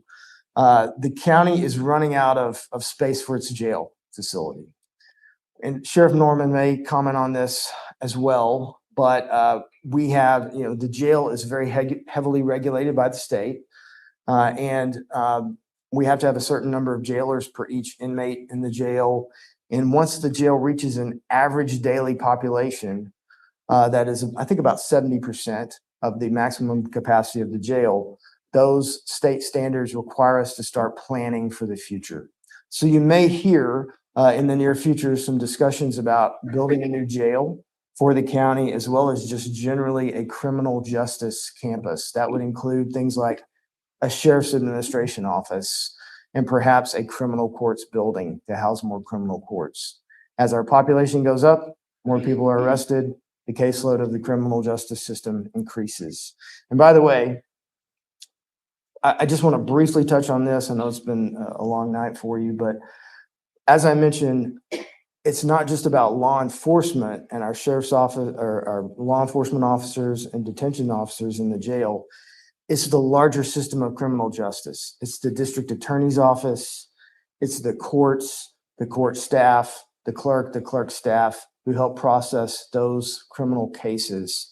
And additionally, if you think about it, most of the physical facilities that the county pays for, maintains, and pays the utility bills on are related to that criminal justice system. Last thing I want to touch on real quickly is an animal shelter. Many of you may know the county recently received a gift of $15 million that is earmarked to build an animal shelter. We're actively looking into that. We have been actively discussing partnering with the city of Ennis to do that. And we're very interested in doing that. And we're trying to put some ink on paper and make that happen and see how that fleshes out. But we're excited to do that. It's been a need for the county for quite some time. We're thankful to have the gift. We have some land upon which to place that animal shelter facility. Pursuant to the terms of the gift, which is really the only caveat in the gift entirely, is we're supposed to have an architect on board for the project by December 31. So we're working on that and had a lot of discussions with the mayor, and we'll continue to do so. And we'll try to make that a reality in the near future. So I've enjoyed being with you. I've always enjoyed coming over and visiting with folks in Ennis, and you have a lot of things that are exciting going on for the future. And thank you.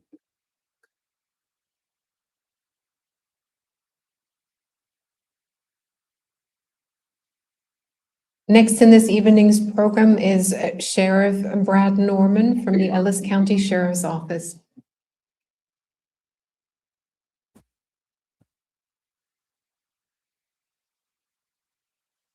Thank you for having me. Thank you, Mayor, for the invitation. I appreciate it. I have been a Texas peace officer since 1998.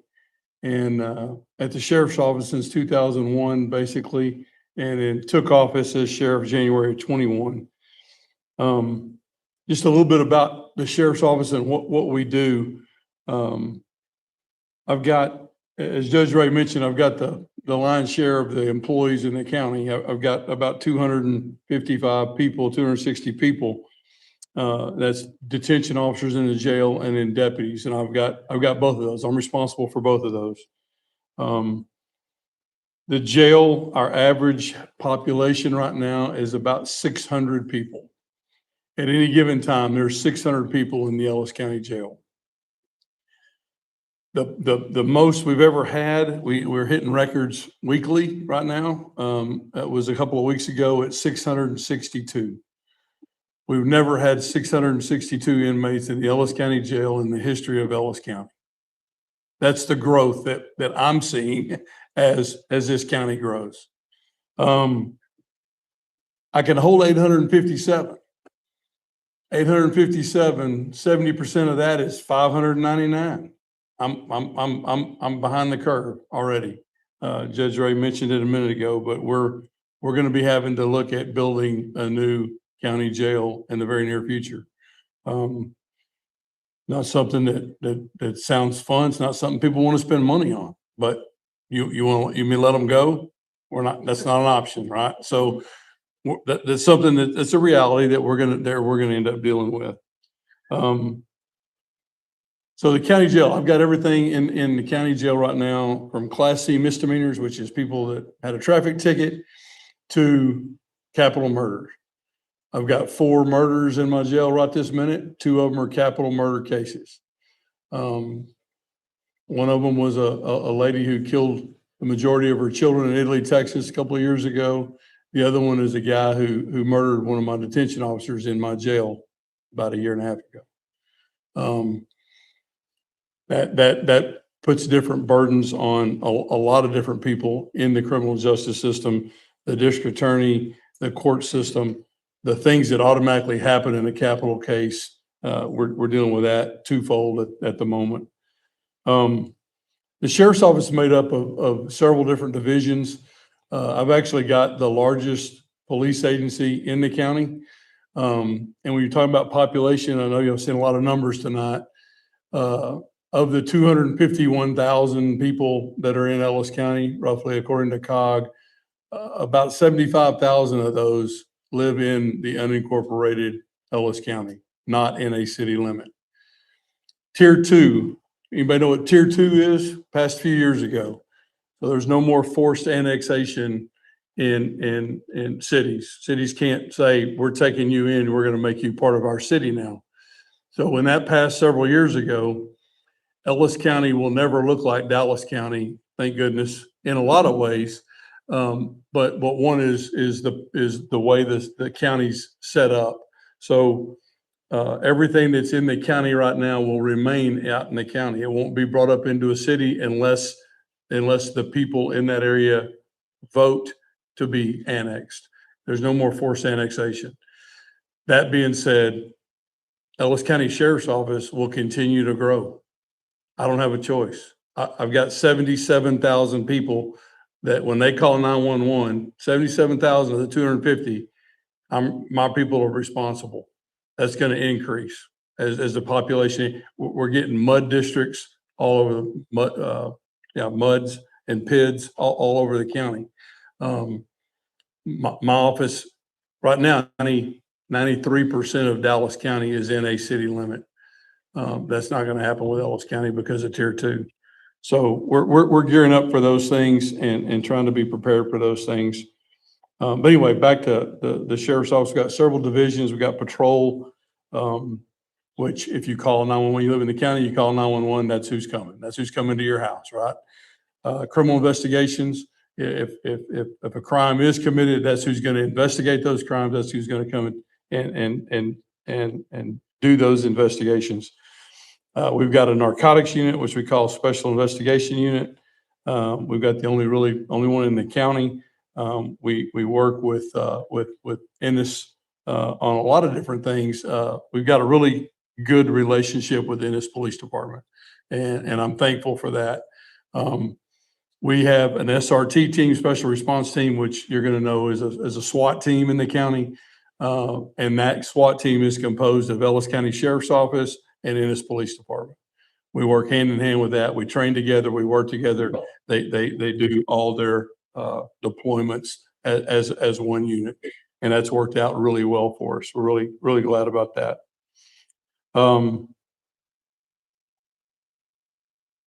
We've got a civil division. Our civil division can consist of actual civil process. So there's certain writs that only can be served by the sheriff's office that a constable can't do.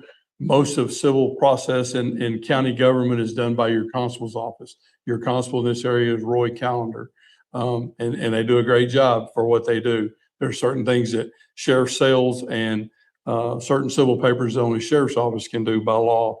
So we've got civil's got that. We've got warrants division included in that, and then we've got courthouse security. If you've ever been to 109 Jackson Street, you've been subpoenaed to be a juror or something along those lines. That's where our county courts of law are. That's where our district courts are. And those bailiffs in those courts and the security people, when you come into the building, are my deputies. And again, they do a great job. We've also got a professional standards division, and that's mostly hiring and background stuff, as well as internal affairs for the sheriff's office. I mentioned our SWAT team, our SRT team is a joint unit with NSPD. We've got a drone program, and I'll be honest with you, we've got one of the better drone programs in the area. We've got the equipment, and I'm proud of the equipment that we bought, and I'm proud of the way we bought it. We used dope dealers' money to buy our drone program and totally finance the drone program. And we've got a drone on every ship. There's a drone on duty right this minute in Ellis County. And they've got unbelievable capabilities. We've got drones that are we've got a couple that are about the size of this desk. They're very large, take up the entire back end of a Tahoe. We've got two of those, but we've got a smaller one, about 2 foot wide, by 2 foot by 2 foot, that's on every patrol shift. We've got little bitty ones that we use for our SRT team. We can send them in a house and see what's going on before we have to send a deputy or an Ennis officer into the house, that kind of thing. We like Judge Ray talked about, the biggest challenge for the sheriff's office is definitely growth. We've got to be prepared for that. Our jail was built, the county jail was built in 3 parts. And just so you know, and thank you, Chief, and City of Ennis and the City Commission for opening up the city jail here. That takes stress off of the county jail. A lot of people will get arrested in Ennis, and they'll go to the Ennis jail, get booked in, and they'll actually make bond and get a bond set, be magistrated by a magistrate, get a bond set and make bond before they ever hit the county jail. If they're not out of Ennis jail within 24 hours, then they're coming to the county jail. Ennis has that. Red Oak currently has that. And really, I think that's it right now, as far as cities. So everybody else, Waxahachie PD makes an arrest of any kind, they're coming to the county jail. And there's a cost to that. I mean, for Class C offenses that are city offenses, we figured out what it costs for us to house an inmate for 24 hours. And that's feeding them, taking care of them, doing everything that needs to be done. It's $91 a day. It's 91 and some change. I charge $91. The county charges $91. We decided a long time ago we didn't want to ever be accused of making a profit, right, out of housing people for cities for their Class Cs. But Class B and above, they're coming to the county anyway. Very few of the people that we have in jail that are there for any length of time are for Class C.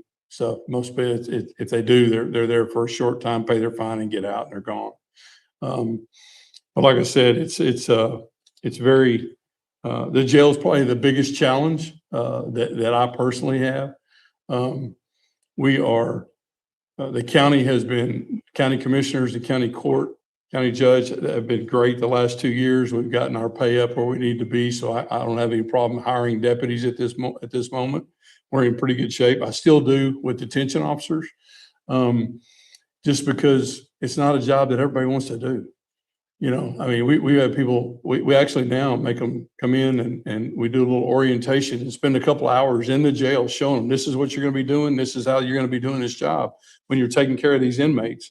And because otherwise they're like, you mean I got to stay locked up in here with these people for 12-hour shifts? Yeah, that's what you got to do. So there's not as many people that want to do that job. We've got that pay up a little bit. We've got that up. 18 years of age with a high school diploma or GED and no criminal history, going to end up being about $63,000 a year, every other weekend off, good benefits.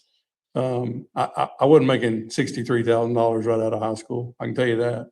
So if you've got any family members or friends, I'm going to use this as a recruiting tool here, but we can use them. Send them our way. It's a great place to work. I thoroughly enjoy what I do. I'm actually in Ennis a whole lot more these days than I used to be. I've lived in Ellis County for many, many years, but we've lived on the west side of the county until about a year ago. We bought a ranch outside of between here and Bristol, outside of Palmer. And so I'm through Ennis a lot now. I like it. I like the people. If there's anything ever we can do for you, don't hesitate. We're here to serve. So I appreciate your time. Thank you.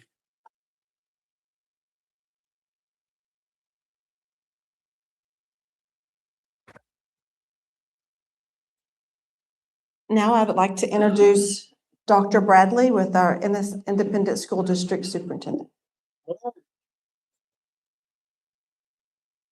Thank you, Mayor Isabel. Thank you, commissioners, and for the invite tonight. I only have 3 hours, so you're all in for a treat. No, we gotta go quick, right? But I do appreciate the opportunity, and I appreciate the partnership. I've only been here a year, but it now feels like home, right? And got to build a relationship with a lot of you. See some of our educators out there tonight, and so thank you for being here. But just a few things. You got, as they said, a lot of facts tonight. We're 258 square miles.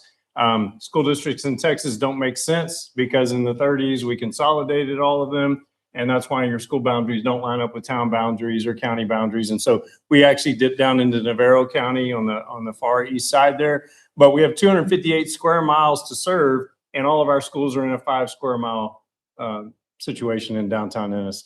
And so let's just say there are some long bus routes. So when we look at our enrollment over the last couple of years, right, pre-pandemic, you're just below 6,000. Had a little dip there in the pandemic and then come back pretty strong, right? We had 6,600 kids last year.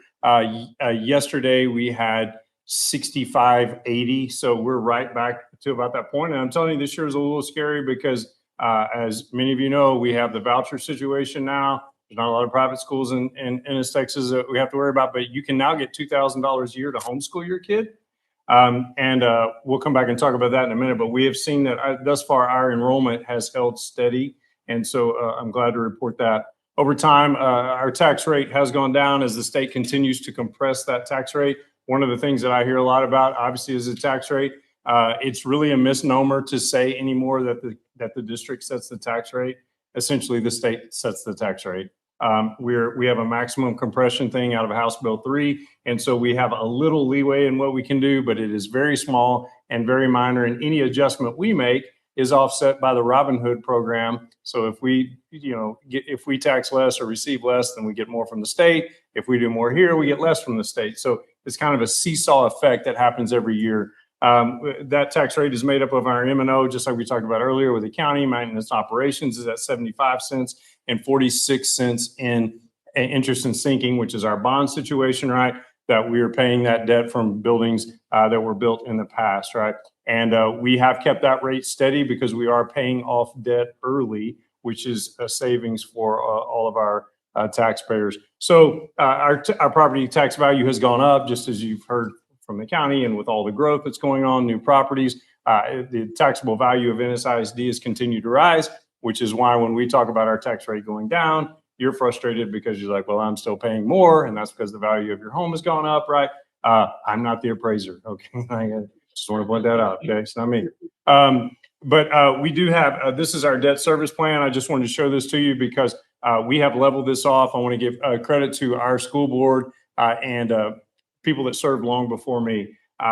There were some troubling things in Ennis ISD 15 or 20 years ago with our bond situation. There were some things done that in a growth period that just kind of put us in a bad spot. And many of you that have been here for a while know that we built a building and then tore it down. And we're still paying for it. Okay. So those aren't fun things to do, right? Those are decisions that were made in the past and things happen, but we have leveled this off. And we are paying off that debt early. So when you look at that and you see that 71% of the amount owed is compound interest, that ain't fun, right? But that's something that we're having to deal with. And that's why we're paying that debt off early so that we can give you the tax savings that you deserve. So we're going to continue that. I appreciate the board's commitment to that, to level that off, pay off the debt we owe. where we can move forward and not be, strangled by the debt that you have to pay.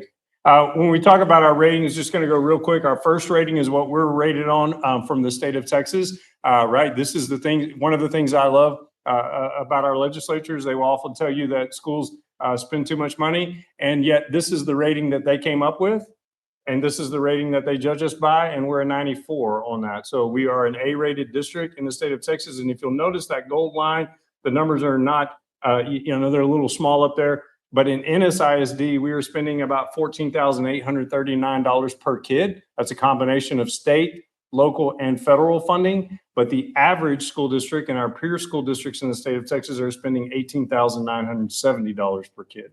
Okay, so your district has been fiscally conservative, has been trying to do more with less, all of that kind of stuff that you heard from the county. I would say the same thing. Credit to people that have been here long before me. But I want you to know that we are trying to make sure that we maximize every dollar that we have. When we talk about our academic ratings, they're not where we want them to be. We are a C district. We've come up a little bit. Last year we were a 76. This year we're a 78.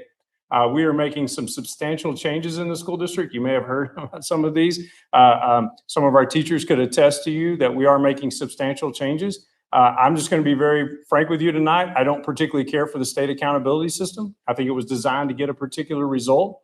And I think it's shocking that we see a real strong trend line between school districts that have a high eco-dis population and poor academic performance. And districts that have a low eco-dis population have extremely high ratings in the academic performance. Shocking, I know, but that's what this system was designed to show. And we're in a situation where we have 70% of our students in Ennis ISD are coming from an economically disadvantaged situation. That number has held steady for quite a long time. What has changed is our special education population has grown tremendously. That number 10 years ago was 9%. That number now is 17%. There's two reasons for that. One, dyslexia used to not be called special education, it now is. The other reason is that there's now 13 ways that you can be defined as special education.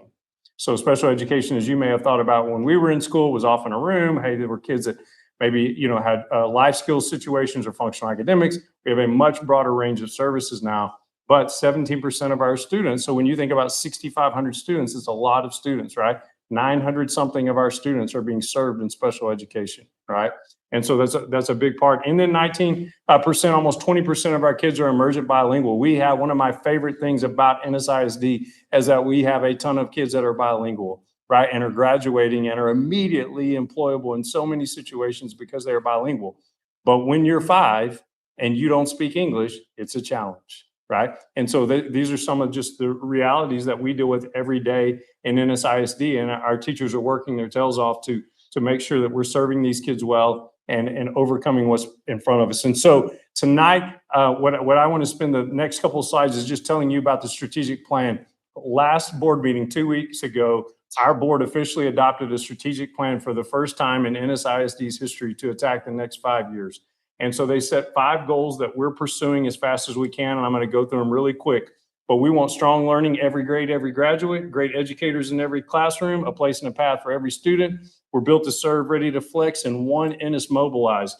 And so there's no way I'm going to read all this to you. I just want you to know this. We have to provide tier 1, which is our basic level instruction, in a fantastic way for every kid. Then we have to support those kids that need it because they're either in special education or they have some situation that is going to cause a remedial type situation. And then the third thing we have to do is find a way to extend our exceptional learners, right? What has been happening in Ennis ISD is we have been serving some kids very well. We have to serve all kids very well, right? We don't get to say to you, hey, good thing is 70% of them are golden. If you're in a business, you might be able to say, hey, if we knocked out 70% this year, that was good. We don't really get to say, hey, good news, 70% are good. The other 30%, will be in the county jail soon, right? I mean, like we don't get to do that, right? That's not what we get to say. So that's goal 1. Goal 2, great educators in every classroom. There are not enough certified teachers in the state of Texas. There are not. Years ago, we would post jobs. We would have 40 applicants for every job. We have jobs that we posted this year, 0 certified applicants.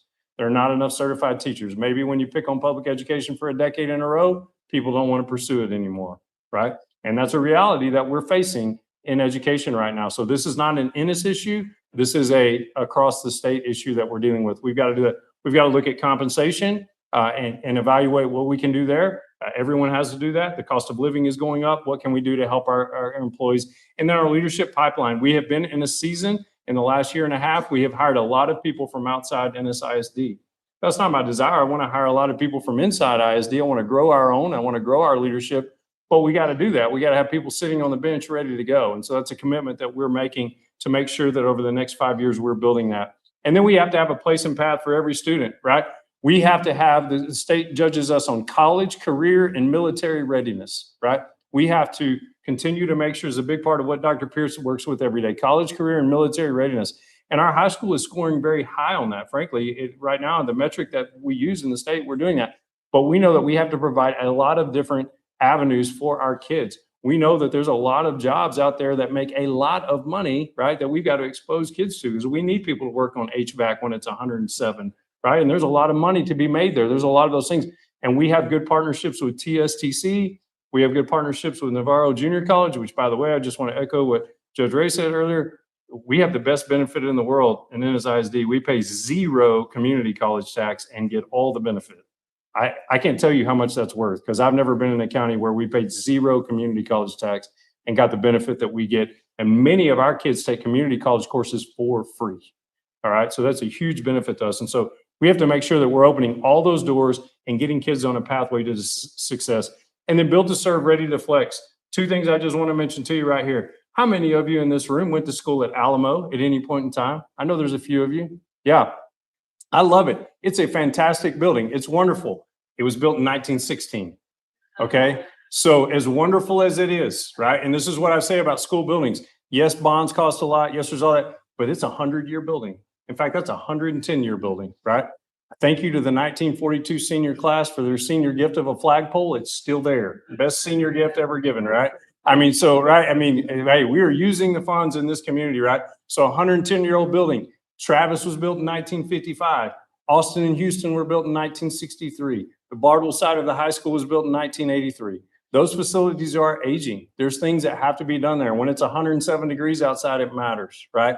And so we're having to do some things. So we've got to really evaluate how are we using our facilities well in this district, where we're being good stewards of your tax dollars, but also providing the opportunities that our kids need in the facilities that they have. And so that's a real situation we've got to evaluate in the next 5 years.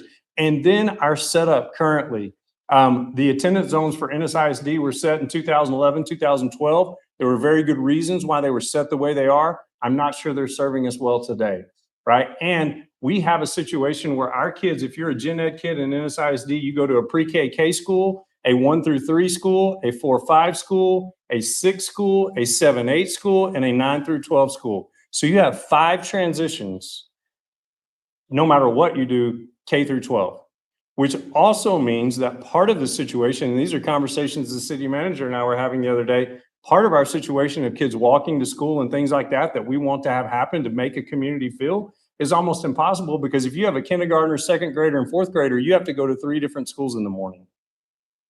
And it's not easy for families. It's not family friendly, and it's not set up well, right? The traffic around our schools, right? We have no queuing, right? If you've ever delivered kids to our schools, you know, right? There's nowhere to go. And so we've really got to look at that and say, is this serving us well moving forward? And then the last thing I'll be done is this. One, Ennis Mobilize. I love this community because this community loves its kids. I've never seen a community this size have so many nonprofits.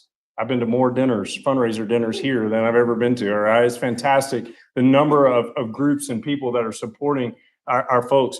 We have to love them in the school district by teaching them how to read, write, do math, think critically, all of that kind of stuff. And so I just want to close with a quote of a guy named Sean Buchanan, who's a guy that I follow, because this is my appeal to you as a community. You have my commitment as a superintendent of we've got to be better. We know that. We have got to do better. We have got to serve our kids better. But this quote says this: one of the biggest problems in education right now is that in many places, schools are being asked to solve almost every problem in their communities face, and then blamed when academic results are not perfect. We ask schools to address attendance, behavior, mental health, hunger, safety, technology, familial instability, social problems, and everything else that walks in the door. Oftentimes, teachers are expected to teach, counsel, motivate, protect, document, communicate, and somehow make up for the things outside their control. Schools absolutely have a responsibility to students and educators and should be held accountable for a job well done. But at some point, we also have to admit that certain institutions are simply beyond the control of public education.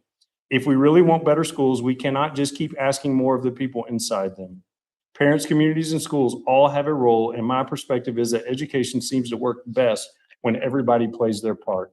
I love this community because this community loves its kids. We're going to love them by teaching them better, but the only way we move this community forward is all going in the same direction. So thank you for the opportunity to speak tonight.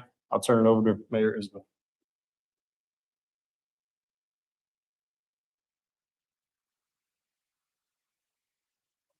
We are playing Waxahachie Friday, Bella 387. I'll try to make this quick. I know it's been a long night. We're going on 2.5 hours. But I want to thank you all for being here tonight. It's an honor for me to serve as your mayor. I want to thank our commission. It's an honor to serve with each of you. We have a lot of heated discussions sometimes.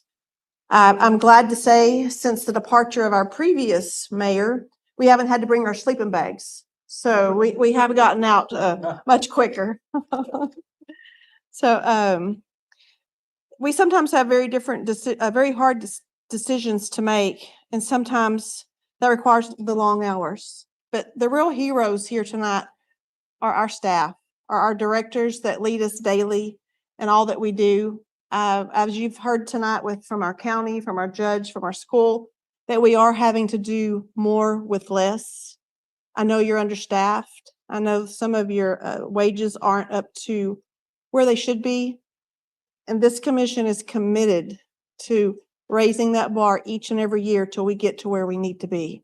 So I want you to know that, and I want our community to know that we're behind our staff. We listen. We have a lot of projects going on. We have, I know one of the big things that our community's focused on right now is our animal shelter. Judge Race spoke about that, and we are working diligently to come up with solutions there and as quick as possible. The other thing that weighs on our community, I believe, is our underpass project that has drug out for, as our city manager has said, almost 10 years. And it's hard for our downtown to grow as it should, to become vibrant again when we have that over our heads. But we have our EDC director here tonight, Mr. Wartsball. They're very committed. Our EDC is committed to helping our citizens, to helping our business owners to weather the storm that's coming. Our city is going to be very proactive with traffic control plans and how we're going to get around and how we're going to keep our storefronts open. We need our communities to support our small businesses during this time. They need us. They need you. They need all of us. The other thing that's happening pretty big in our for us is our airport expansion. That's kicking off next month, so that's exciting for us. So before we conclude, I'd like to share a preview of some exciting community events coming up this fall. Autumn in Ennis is set to be full of family fun and seasonal magic. We invite you to join us for Autumn Days, a joyful celebration of the season and one of our community's favorite traditions. On October 24th and 25th, we will host our festival and carnival, bringing entertainment, activities, and fall festivals for all ages. Throughout the month of October, our pumpkin patch and hay maze will be open Thursday through Saturday, and this year we are thrilled to feature our special edition, which is our second year for our haunted hay maze, and it'll be the last weekend. And we'll also be celebrating the Blue Market, the Dia de los Muertos special edition market. I hope I said that right. So, and again, if you have any questions, we've moved fast tonight. We're not doing the question and answers, but we do have cards back there for you to leave questions, and we'll answer them. I promise you, we'll get the answers. And with that, I want to thank our special guests here. I appreciate y'all coming and talking to our community. I hope that you've learned something tonight. And again, I appreciate y'all being here, and y'all have a good evening. Thank you. Staff, would y'all come forward? Would all of our directors come forward? I want to get a picture, and if y'all wouldn't mind, let us grab a picture real quick. Dr. Bradley, if you don't mind.